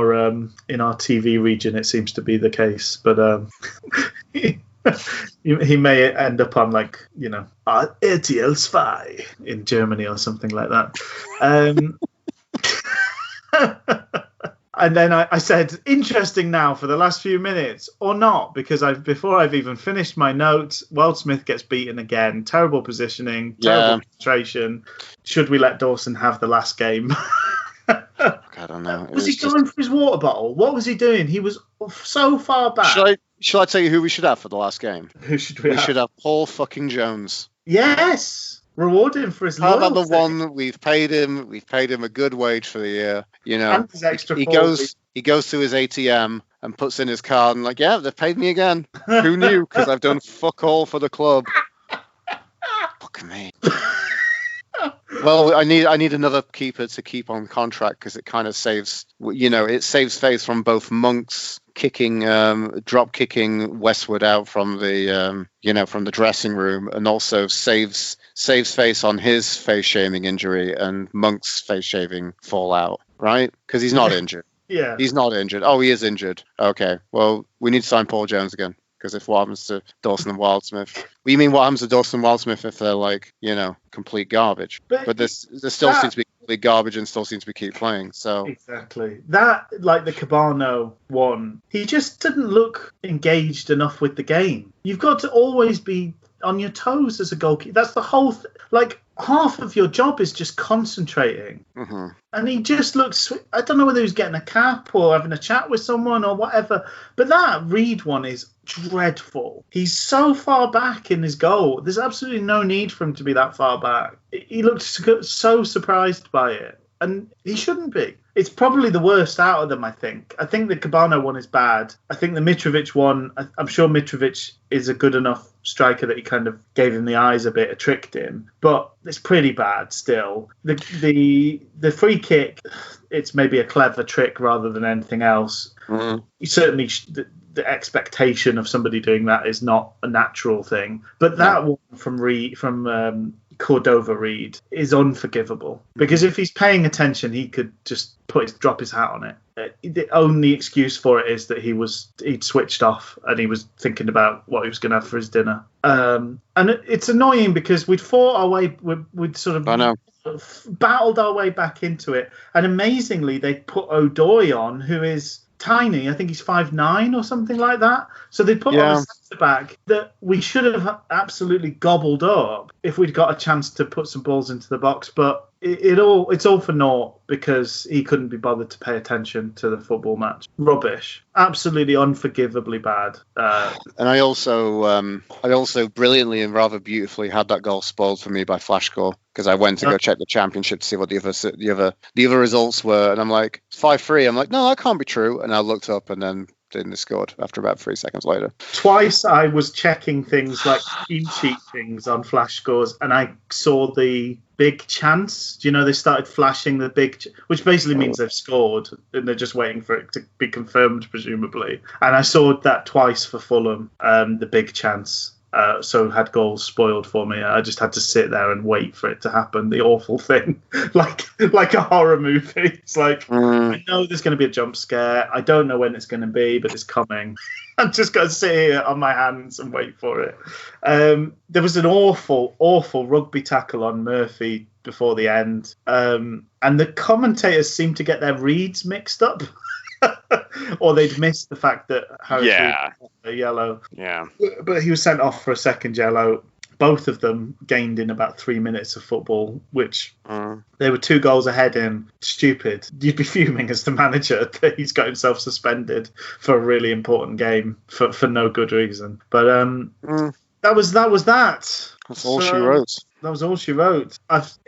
So what do you make of the... I think it's natural to talk in a game where you've let in 5 again. What do we think of this goalkeeping situation at this point? It's embarrassing. It's so embarrassing. We have 3 keepers on contracts who aren't good enough. They're not good enough for the Championship. I don't know if they're going to be good enough for League One. I don't think there's any magical transformation that when you go down, that suddenly the players that you've had that have been shit in the league above are suddenly like world beaters. It just doesn't happen. Like I don't know. I don't know what's going to happen next season. None of us do. No. I don't know what type of I feel we're gonna have a lot of depressing days if we in either league. To be honest with you, I think we'll probably do about the same that we've done this year. Probably, hopefully, without a fucking points reduction. If we get, I'd rather it all happen this season now. If we are guilty. Yeah, the Westwood thing makes it so complicated because we gave him that extra year. There's no chance of it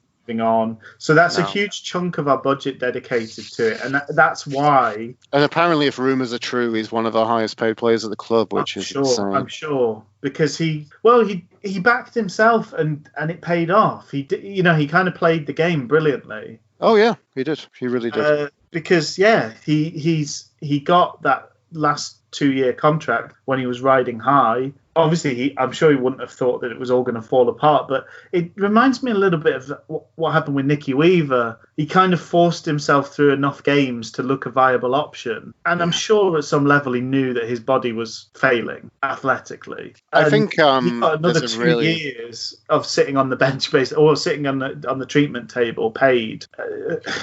It's interesting you mentioned that. I think a key word for Wednesday in this post-lockdown, and I felt it was actually kind of through in some of the play. So when we were crisply passing about, it looked good, but you had that feeling and it kind of felt, it looked like Fulham can do that a bit more effortlessly than we could. Yeah. But when we were doing it, it looked like, here's a word, it looked like we were redlining. Yes. Yeah. And redlining is very much in terms of player fitness, in terms of, Monk getting his gaffer tape out. He can't do a Dwayne The Rock Johnson in Skyscraper, as you've said, Rich. It's asking a lot of everybody. It's asking a lot of, and we're also asking Dawson and Wildsmith to be anywhere near competent first team starting keepers, and it just doesn't look that way. I'm especially staggered. So here's the funny thing: we've given lucrative contract to Westwood. We've given a long contract to Dawson, which God, I mean, there've been US presidents who've lasted less time than Cameron Dawson at Sheffield Wednesday. It's wondering if Dawson's going to get impeached. Oh dear. I was saying our choices are basically... Dawson toasted that with a "Are you afraid of the dog?" kind of contract revelation. He got his flashlight out and said, the horror was that he wasn't any good and he was terrible. And so we had that. The thing I want to kind of say was about Westwood and Dawson. Both of them got heavily linked to other clubs. Like apparently Westwood was close to signing for, or there seemed to be a lot of noise about Huddersfield being interested. When was that? That was Years. before. No, that was the beginning of the season. I remember that. Don't remember that. But I don't Right, know. I'm not saying it didn't happen. I'm just No, but I'm genuinely the thing I want to say and bring up with that, because we've heard so many things about Dawson before he signed the contract, like, oh, Derby are interested and Celtic and Rangers are interested, and it must have all just been complete agent bollocks, really. yes. Because I'm staggered other people are looking and think, oh, this is a keeper with a lot of potential in Dawson. And similar thing for Wildsmith. So how many? We've got like another 2 years for Wildsmith or something? Yeah. We've got another year for Westwood. And so we're going into a position where we've wasted a bunch of money on so many things. And we have financial fair play ramifications if it's still a thing. So here's the thing. So if we're found guilty and we flaunted this, do we get the profit from this year on the books? I don't know. Because effectively, does that mean that we have quite a rosy season of losing more money? Because we're always going to lose money. This is the point. Clubs always lose money. Clubs are just losing money hand over fist. Yeah. You know, there's a lot of criticism and people can say a lot of things about Chansiri. But the real sad part of the matter is we kind of need him to keep doling our money. Him going to his even bigger cash machine and, getting another horrendous withdrawal to fund this team of absolute failures, of overpaid catastrophic failures. So I know I think that it's a deep lying worry / frustration, because you're right. We've made this mistake, several mistakes. We've given Westwood a contract like he was at the height of his powers. Yeah. Regardless of the personality situation, Westwood was dropped on form. He was playing really badly. Some people have forgotten that, but Westwood was terrible this season. Outright awful, costing us games. I actually think the other two are not quite so bad, in that they are not so kind of, so full of their own confidence that they cause dramatic issues for other people on the pitch. But they are neither of them good goalkeepers, or good enough goalkeepers for where we are. They both have some slight merits that set them well against the other, but neither of them, all round, I just think it's purely and simply, it's just the goalkeeping is not good enough. Whatever way you dress it up, they don't save enough shots. They don't bail us out often enough. You need a goalkeeper that will pull out some not even world class, just difficult saves occasionally. You can't have it that every time you get a free shot, it goes in. And that seems to be the case with Dawson and Wildsmith, that basically if you crack through the defence and get your shot away, they will let it in more often. I really think we need to, as a club, again, it's going to sound like a really terrible football manager position, but however you do it in real life, but essentially, the real life equivalent of going in Football Manager and clicking on each one of those players, making them available for transfer or for loan, and just getting rid of as many of the big three as possible. And then you look at getting someone in. We could probably do with, I felt like saying this before, I felt like even during the previous time, I think my eldest brother Andy thought I was being an idiot with this, but I said, we basically need like a Stephen Bywater type character. Yeah. I could do with a pretty average championship keeper, because average is better than any of these three. Oh, Bywater is streets ahead of. The only one that Westwood on a good day probably touches Wildsmith and touches Bywater for sort of quality. But he brings huge amounts. I think Dawson is closer to that mould. I think Dawson seems to rally the defence a bit better. He seems more vocal. You see him shouting. And I think he comes for things more often. He's more likely to go grab a cross from the air. Wildsmith is very hesitant in that regard. But Dawson's kicking is abysmal, and Wildsmith's is a bit better. Dawson's better at penalties. Wildsmith is probably a bit better sort of all round. Do you think Dawson's better at free kicks? I mean, it's pretty marginal, right? It's pretty marginal. My little joke that I alluded to earlier, which is it's aging badly even in my mind, but it's the choice in goal is, would you rather wash your balls with sandpaper or gravel? And my answer really is, I'd prefer soap. Please give me some soap. Well, maybe we could do a little bit better and can give it like a little dust bath, dust bath. I would take dust at this stage. That's a bit like isn't that how you clean Like, what are they, like rodents and stuff like this? Don't you give them like little... Yeah. But you see how, I think I can see why and how certain goalkeepers just seem to hang around forever. Because we've been actually ridiculously lucky. I just think when you see this situation, I'd always assumed just, there's loads of good goalkeepers around, but it just seems like we were really good at picking them. And I wonder how much influence our goalkeeping coaches have had in, the connections they have in the game, the knowing good, and I wonder how significant losing Andy Rhodes was in some, because he doesn't really have a coaching history prior to us. I know he had a storied career, but it's those links and knowing, because we only got Kirkland because of Rhodes. I think Westwood was in part encouraged to come along because of his link with Rhodes. So like losing those little bits of kind of, I don't know, connective tissue to the world of football, it is important. It does matter. And maybe even just the fact of just having someone who's give you an honest opinion on someone.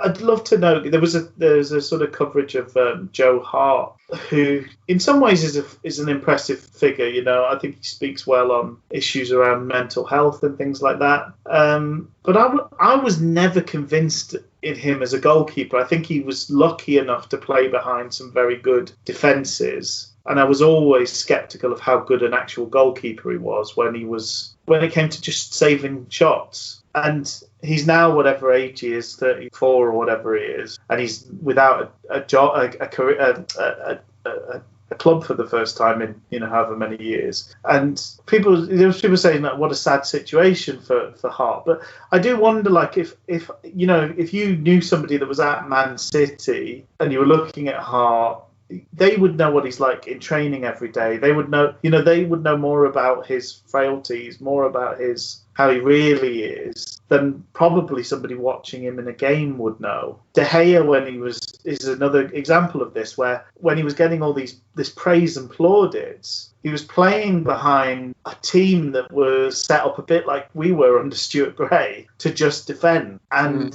so when he was playing behind a Van Gaal team that were awful to watch, he probably where he was faced on average 4 shots a game, and he kept loads of clean sheets and he looked really good, and he got all these plaudits, the best goalkeeper in the world. And then when he's playing behind a more porous defence, he makes more mistakes. He looks less untouchably brilliant. And I just wonder, goalkeeping is such a strange position, in that in a lot of ways you're very, very reliant on what the team in front of you. A bit like a striker. Mm-hmm. I don't know. It's just, of all the things that make me worried and low-level depressed about Sheffield Wednesday at this point in time, and there are several, the goalkeeping situation is probably top of the list. I know, but I don't know if like the stuff we're not seeing behind the scenes, there probably is stuff that we're not seeing, but I don't know if it's going to be anything notable to really make us change our minds on anything. I don't know whether, but it just feels like a face-saving exercise. Yeah, maybe. I'd love to. I mean, we might be sat here in a couple of weeks' time where we've actually signed a lone goalkeeper from the Premier League or something, and everybody can see the same issue we have, and regardless of where it leaves us budget-wise, we have to address it. That's my thing is, I know budget-wise we've overcommitted. If you're looking at it as a business, we have massively overinvested in what we have goalkeeping-wise. Yeah. But for the good of the team and whatever our aims are next season, we're going to be let down time and time again by Dawson and Wildsmith. Yeah, I bear them no ill. I think they probably are good enough to go play League 2 level, possibly League 1. I don't know. I just think we've managed to produce a fair amount of all right goalkeepers, but none of them are outstanding. Look at O'Donnell and people like. This is really funny, Rich. That I've actually written very similar things against Westwood in the player ratings. Okay. Should we maybe kind of hop Let's onto do that? that. Let's do that. I think we need to move on. Goalkeepers to the death. Yeah. I'll quickly run over what I've said. Wildsmith 5, maybe a 4.5. I'm going to give him 4.5. Yeah. Should we play Paul Jones for the last game? Question mark. Both Dawson and Wildsmith can go for me. If they're going to be such amazing keepers, then maybe they can go throw in a series of goals for other clubs as part of their magical development. Not good enough this level now, and very much not ever. I'd love to see them never have to face a penalty again, as we concede so many penalties, and I don't like seeing him look like he's getting shot while facing penalties. Yes. Yeah, a 4.5. Yeah, 4.5. I concur. So then we want to go to Iorfa. It's not going to get much better. Slightly better. Iorfa gets a 5. Yeah. It's probably the worst game he's had for Wednesday. He's gone backwards since Lees came back, I think. He's less suited to that right-hand side. I think he can't... His brain is either full-back or centre-back, and being in that position, which is kind of a bit of both, just doesn't seem to suit him as much as... I think he can put his... he can flick it into either mode, but in the middle it's difficult. Mm-hmm. Yeah, okay. Tom Lees? Tom Lees gets a 5 as well. I've said he's flat-footed so often. Yeah. Do you find that? Yeah. Because, I mean, he's just as bad for the Cordova-Reed goal, by the way. I was singling out Wildsmith, but he was so far off him. Yeah, flat-footed is a good point. There was also one point where somehow he managed to end up with the ball in their half, like in a winger position. He just looked up and seemed to like somebody waking up from a dream or a nightmare and like going, and it was almost, you could see his face go, oh, I'm really far forward. What can I do? Get rid of the ball. Yeah. Just get rid of it. Yeah. The other notes I've said, I'm surprised he doesn't completely lose his balance more often. Throwing himself to the ground like a cheating striker, but only because he's lost all his balance like an old woman. Maybe you might fall over and need a hip replacement at some point. I don't know with Tom Lees. Again, he needs to. I think he needs to move on.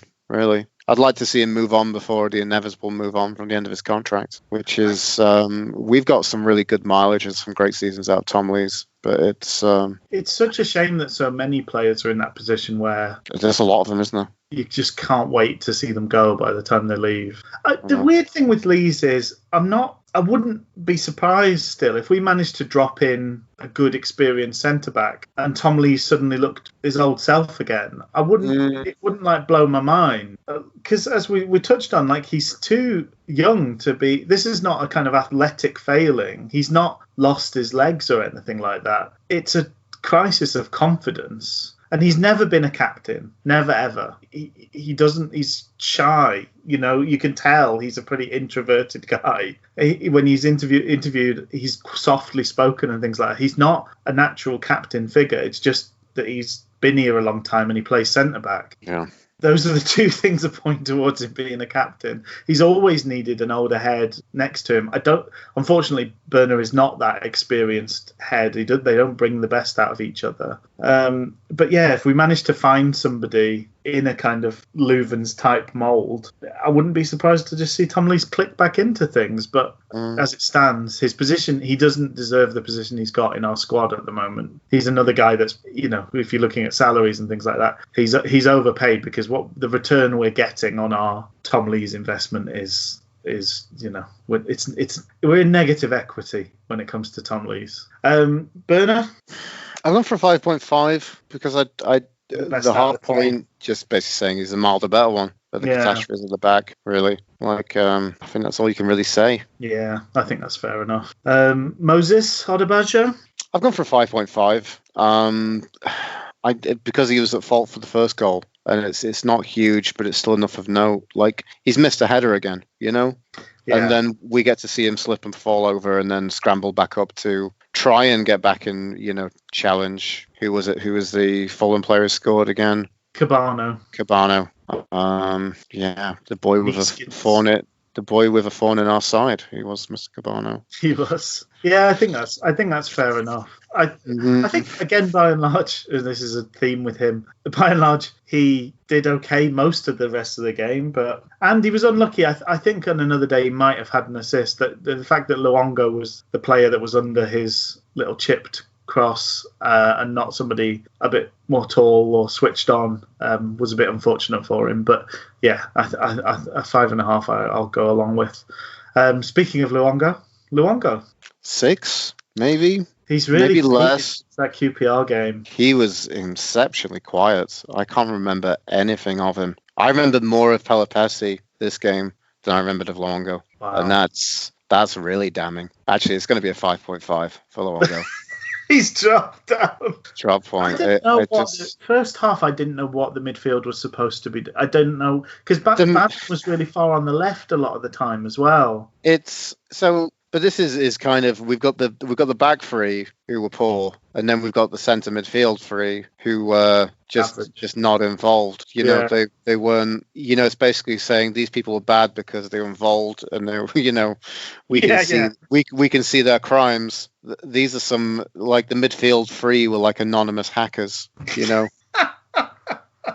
I felt like the centre back three. Middling there. Their crimes, they're like kind of like people who've prominently embezzled cash and plastered all over the tabloids. The middle three are people who probably are scamming people online. Yes. Okay. Yeah. They're anonymous criminals. Very good. What about the anonymous Mr. Pelopessi then? Okay, I've gone for a 6 for Pelopessi. See no Pelopessi evil, hear no Pelopessi evil, speak no evil regarding Pelopessi. I actually thought he wasn't too bad today. I love that challenge in the second half on Onuma. Oh yeah, like Onuma had a real burst of pace, and then Pelopessi just took the ball off him pretty nonchalantly. And also that last-ditch challenge on Mitrovic in the second half was perfect and seemed to injure both of them at the time as well. The bloody crap commentary were like, oh, well, what did you think of that penalty show? It wasn't a penalty. It was a perfectly timed challenge. It was a lovely challenge from Pelopessi to just completely dispossess Mitrovic. And I'm really glad because even though Mitrovic got himself a brace, it was a moment of making him look ordinary, which I really enjoyed, which is one of the few positives. So Pelopessi maybe this is the best Pelopessi I've seen in a while. Wow. And he gets a 6. In the gamut of Pelopessi performances, this was the untouchable high. 6, yeah. Oh dear. Barry Bannon. I must have written something interesting here. I said a bit. I don't know what my notes kind of came across. I was tapping this out on my Evernote, and my producer text must have gone askew. I've said a bit limo today for Bannon. I don't know what I meant for that. I really can't kind of figure it out. Maybe it is a bit limo, though. Maybe that's a bit limo. It looks classy, but it's a bit needless. And it doesn't really do much. Okay. It's taken a limo to the local supermarket. Maybe. Exactly. My experience of a limo is you think it must be somebody famous, and it turns out to be teenagers. It's a 16. Teenagers, 16. Like. So that's with Bannon. You came expecting something exciting and out of the ordinary, and ended up with something fairly banal. His final ball was off on quite a few occasions today. I feel like a 6 is generous, but I mean, it's still Bannon. That's the problem, right? I know.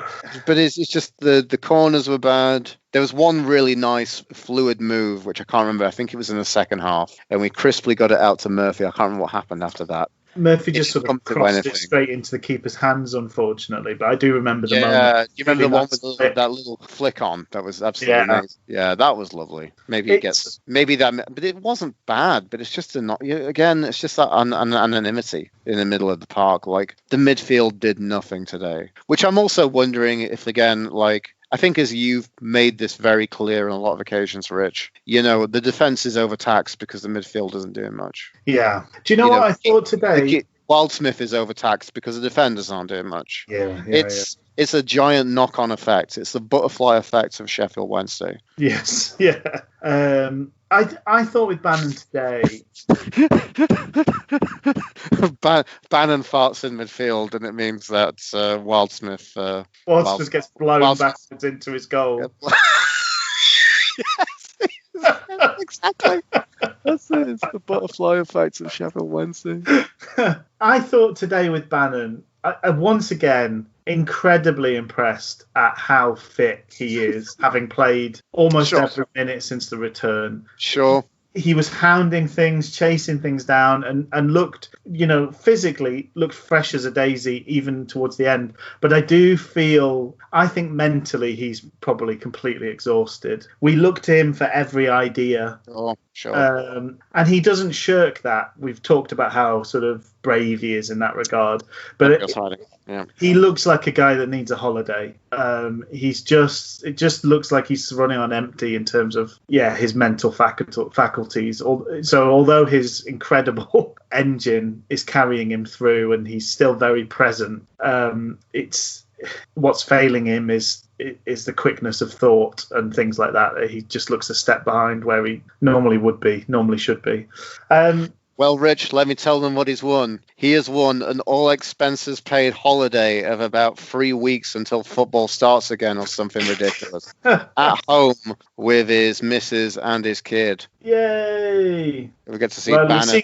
He seems right into both of them, Luke, from his Instagram. So, actually, probably pretty happy. Oh, good. I hope he gets rested. But still, the point being, he can't go anywhere. No.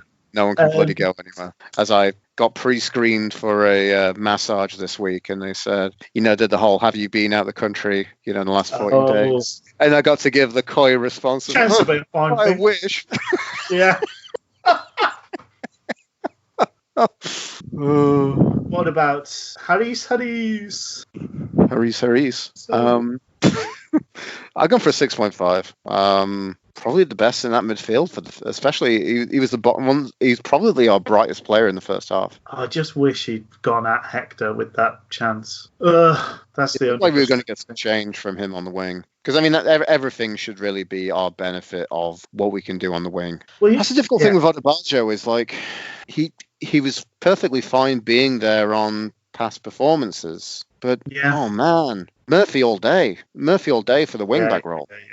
Yeah. Okay. I suppose it's a little bit like, rewind a year or two. It's a bit like the sort of Palmer-Hunt thing, where they're both able to do the job defensively, and probably Odebajo's a touch better defensively. I mean, we've not seen him push too much, but you'd hope, given his, what he's spent his career doing. But once they get over the halfway line, it's night and day. It's so much more useful and vibrant for the team. What about Penelope Cruz up top?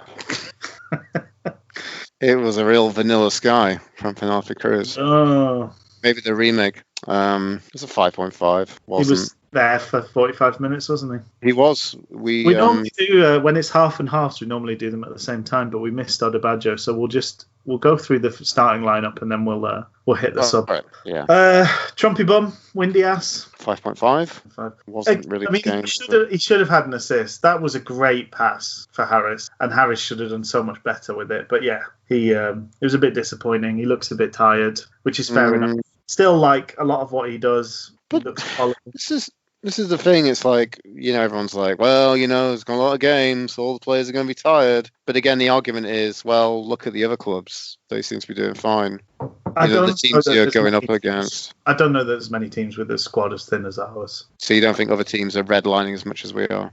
I don't think there's many teams that have lost 4 first-team players. We're redlining, they're mainlining, aren't we?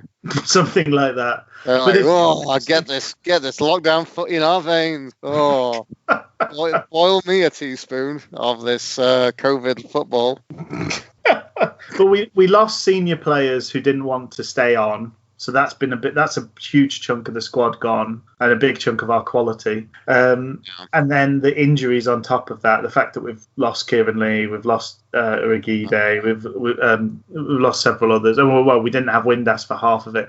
I just think, we've Palmer. Yeah, Palmer. We've just gone back to the well so often with the same set of players, and I think it has been a punishing schedule. And I just don't think there's many teams that are as limited in what they have to draw on as we are. Okay, let's start running through these subs. Murphy? 7.5. Yeah. Really, star of the match. I think man of the match goes to Murphy if there's any need or call for a man of the match in a game like this. Yeah. Connor Wickham. Wigwam Bam. Gonna be mildly better than the starting strikers if he can. Maybe said by was it Sweet? Who cares with that one? I don't know. Not sure. Just to muddy my way for a late reference when I'm getting tired. I'm tired in general. I'm tired of everything. I'm tired of Sheffield Wednesday. Yeah. Bannon needs a break. We need a break. We've never gone hiding from sticking the boot into Sheffield Wednesday during this season. Just for 54 weeks now. So does Wickham get a 6? Fucking shite 1920 season. Wickham gets a 6, yes. Go on, Luke. Come on. Slapping Luke across the face. Come on, stay with me. Pull yourself together, man. Yeah. Mildly better than the starting, I think, is all we can say about Wickham. What did you think about Connor Wickham? Yeah. Well, he was brighter than the starting strikers. I would have been. I think probably. Again, this is wise after the event, but I probably would have kept one of the quick players on and brought on just one of the bigger guys. Probably I would have brought on Atty, to be honest. But there we go. I thought that we've talked about two big lumbering centre forwards is not particularly a great choice very often. Rich Miller showing a bit of a callback there. It's a bit big man, little man partnership. You're saying that, Rich? I would prefer that. Yeah, definitely. Yeah. I thought there was that moment where he wasn't helped by the supply sometimes. Bannon was sort of asking strange things of him. There's a couple of balls he sort of belted down the line, and Wickham sort of looked at him to sort of say, "I'm not one of those quick little guys."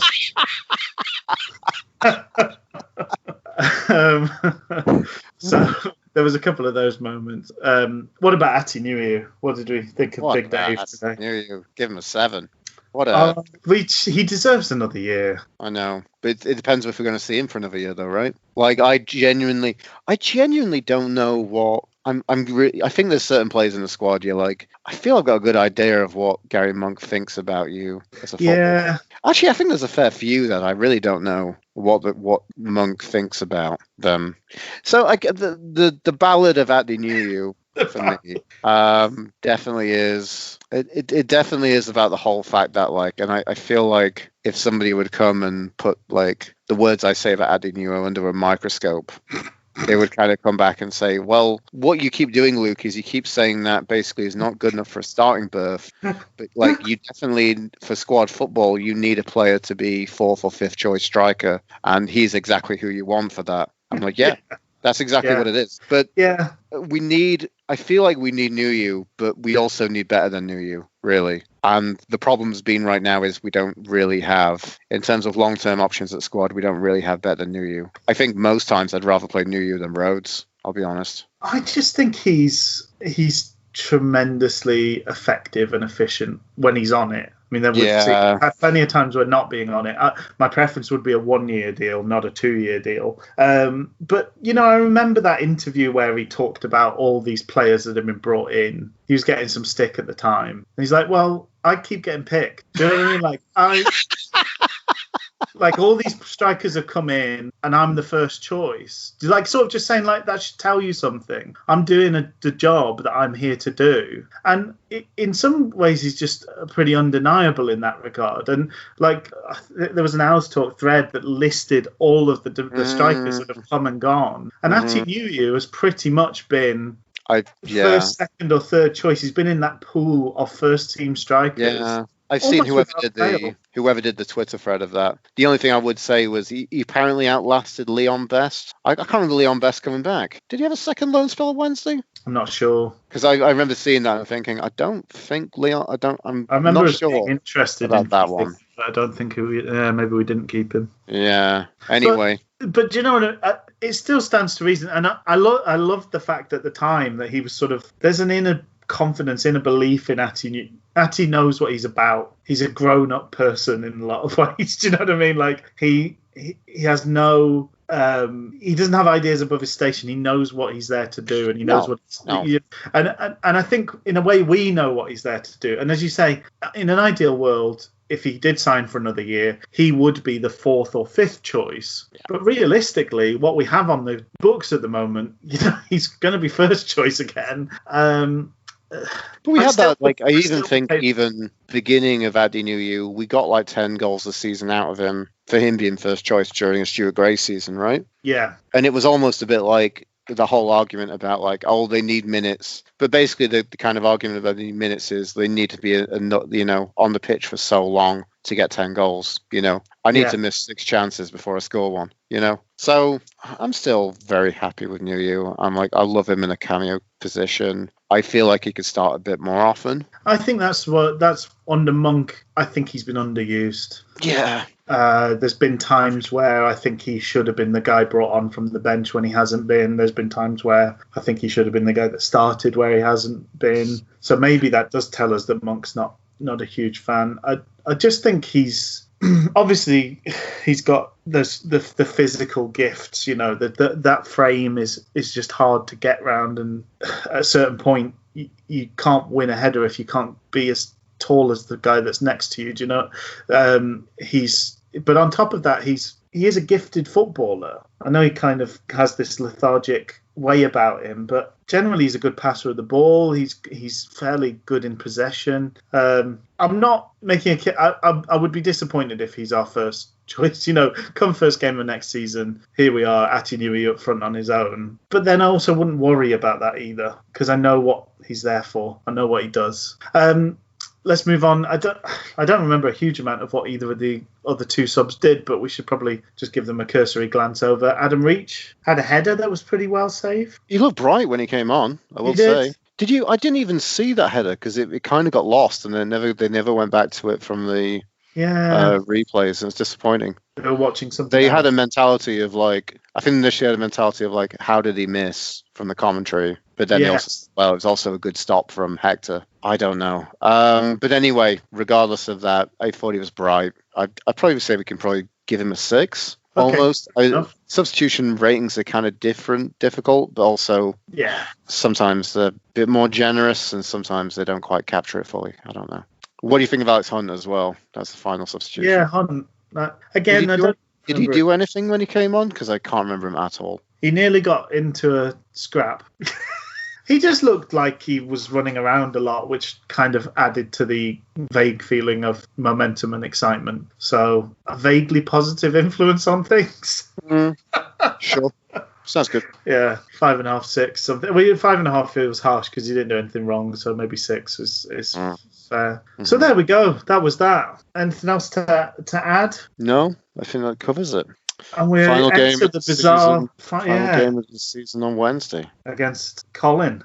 They can still be relegated. So we could have been in a position where we were playing a Fulham team that had nothing to play for. That wasn't the case. In fact, we were playing a Fulham team that would have had a boost by the early kickoff. And similarly, we could have been playing a Borough team that were like us and completely safe. But we're not. We're playing a Borough team that are very much in a fight for their lives. So, rather than playing 2 teams that could have been on the beach and had their slippers on, we've had 2 very competitive matches at the end of the season.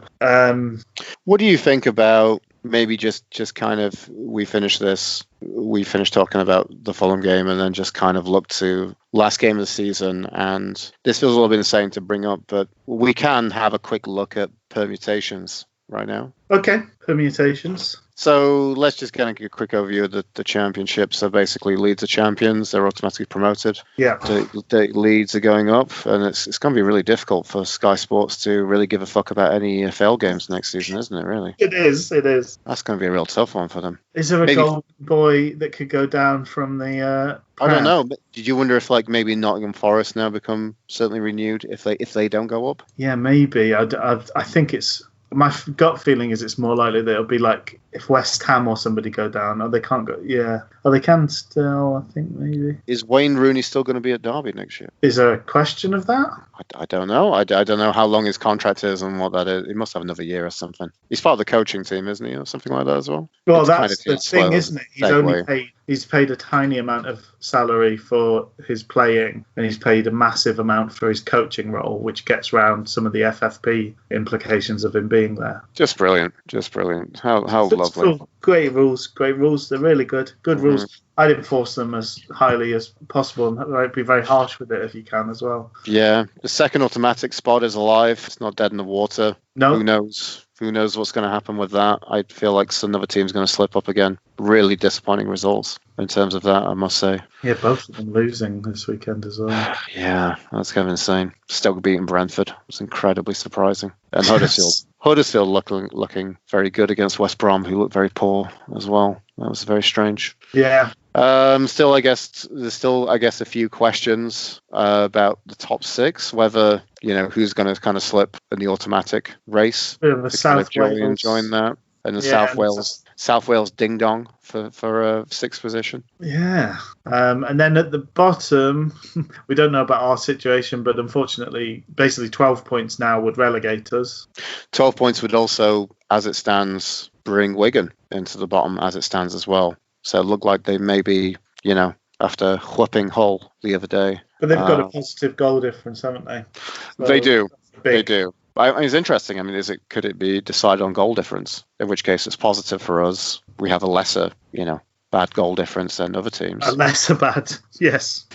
We have the least worstest of the goal differences. So, as it stands, mathematically, Middlesbrough are still, but once if points deductions come into it, which we feel like they're going to, then it looks like it's kind of like everyone else gets kind of floated upwards. They kind of get buoyed upwards by that. A 9-point deduction would now take us into the final relegation spot, so we'd be on 47 points. Luton and Charlton on 48. Hull on 49. If we get 9 points and we're on 47, if we can get 12 points, that means we're still outside of it, though, as it stands. I mean, we've also got to think about Barnsley playing as well. Well, 12 points, as I say, would relegate us. That would put us on 44 points, and we couldn't catch the teams above. So 12 points would be a death knell for the season. 9 points would give us a fighting chance. It would put us third bottom because we're on 56 at this point in time. So we'd be on 47. So we'd be in 22nd position with 4 teams within spitting distance, and actually I think just beating Borough would save us basically because we'd swap positions with them. The real sad thing is I think we're a bit too far from the playoffs for a points edition. Points edition. Yeah, annoyingly. Unless we got the full 21. That's true. Then we'd be slightly disappointed we're not in the conversation for automatics. That's true. Imagine a points edition. That'd be so funny if the independent panel, you find out it was Tommy Craig from Coronation Street was the independent person. Exactly. Oh dear. So yeah, I suspect that if Villa go down, they would be the team that Sky once again fawn over because they did that last time they were down. But we'll see. There is a conversation if Villa come down that they open the conversation regarding FFP with the EFL again. Do. Yeah. But if QPR is anything to go by, it will come off completely toothless and pointless. Mm-hmm. And in 10 years' time, they might be charged 10p for the terrible crimes against football and humanity. It just, I don't know whether now that we've drawn and lost in a week and we're in a different position. When we were 10 points clear, you get to the point where it's like a 9-point deduction is actually quite bad. But when you get it this close to the end, it's almost meaningless. Like if you take 9 points and the team is still safe, then it's not really a penalty at all because it's not like you get placement money in the Championship. In the Premier League, if you were deducted 9 points and dropped 4 or 5 places, that would probably cost you a couple of £1 million. In the Championship, you only get money if you win. So there's really no penalty to it unless they take it off us and relegate us this season, which does make me feel like just on a kind of moral basis, we must be more likely to be penalised next season than this. You'd think so, but I don't know whether morality comes to it. None of it seems to follow any sense of logic, does it really? No. I mean, to have ours brought forward because, again, that's the whole thing. Parry seems to be, I'm just pandering to what the public want, and the public seems to be what a few Steve teams. Gibson wants. What Steve Gibson wants, and maybe Barnsley wants, and Hull, Luton, Charlton. Basically, the funny thing would be, I'd be interesting to see outside of the bottom 6-7 teams in the Championship, who else really gives that much of a fuck about it? Yeah, probably not many, I wouldn't have thought. Considering a lot of clubs are skirting so close to that themselves. And we know who the offenders are from last season. We know who the repeat offenders are and people like Birmingham this season. We know who newer list of offenders are because of that 3-year cycle. I'm wondering who else is going to be an offender next year. Yeah. You know, when clubs think we need to sell players, but there's less appetite for selling players because finances are even worse now because of the pandemic, how are they going to get buyers for players to kind of help balance the books? It's going to be very strange. The other thing that has to be, well, it's not, it doesn't factor in, but I feel if we get to a challenge or a court case, we simply have to point to is how disruptive this has been of our season. This is a charge announced months and months and months before they plan to act on it. Then this, as you say, like prompted by one or two clubs, it seems to get pushed forward because they want it to happen this year so that they can get, you know, they get themselves saved from their own failures. It just, but it's, you know, it's had such a notable impact on our team and our performances and our points tally. We've not had a fair shake of it because of the disruption of this. And I do think at some point that's got to be taken into account. I just think it would be incredibly cruel to take our position in this league away from us on the basis of half a season ruined by this case and then the punishment from the case that was pushed forward at the behest of one or two. It just seems mad that can happen. Yeah. But then we talked briefly about this, but scandals have happened all through the Football League. The way that the EFL have handled, I know this is an unparalleled crisis. You know, we have to say that at the start of every email to new people. How are you coping in this unprecedented time? But, you know, granted, this is a never, you know, once in a generation, once in a lifetime thing. Nobody's ever been through this before. Nobody knew how to react to it. But the EFL have committed to scandalous actions completely across the board. Why is it so important that promotion is so important that we have to play playoff games, we have to have a showpiece final at Wembley, but clubs who are in the relegation battle don't get the chance to play their way out of that? Why is, you know, how is that acceptable? How is that a decision that was made? It's baffling. You know, Tranmere Rovers had won 3 games in a row and have been relegated on this points per game basis without being allowed to kick another football. But teams that were, you know, happened to be in the playoff picture on this points per game basis at the time that the line was drawn, get to play out the end of their season. There's just so many problems with the way that the EFL have acted. I do wonder how they're going to cope with all of the legal ramifications of what's happened in the last 3 or 4 months. And they're also piling their own issues on top of that by chasing ourselves and Derby and other clubs and potentially, as you say, if Villa get relegated, that's another one on their case. I mean, do they have unlimited resources? Do they have unlimited legal support? They're just going to be fighting on so many fronts. Yeah. I hope we benefit from the fact that they are just biting off so much everywhere. You know, they just pick something that kind of gives them an easy life. Something that kind of ticks the box of a punishment but doesn't do us over, because so that we can just kind of not joyously accept it, because I think the club feels they've done nothing wrong in this regard. This is not the financial fair play punishment that we're being raked over the coals for. This is where the sale of the club falls in our accounting cycle and the sale of the club itself. That's a different matter. So there we go. Joyous. All these good things. Please come back and join us for the last pod of the season next week. Hopefully we'll have a bit of a clearer picture of things. I unfortunately feel we could still be in limbo land, as Luke coined earlier, this time next week. But you know, we'll send off this season. We'll give it the coroner's verdict on the season and the picture ahead for Wednesday. And yeah, that's us. I think we should wrap it up, Luke. Do you? That sounds good. Cheerio, everybody. Cheerio, Luke. See you, Rich. See you, everybody. Let's just give Middlesbrough a doing over, and we'll all feel a lot better about life. Right.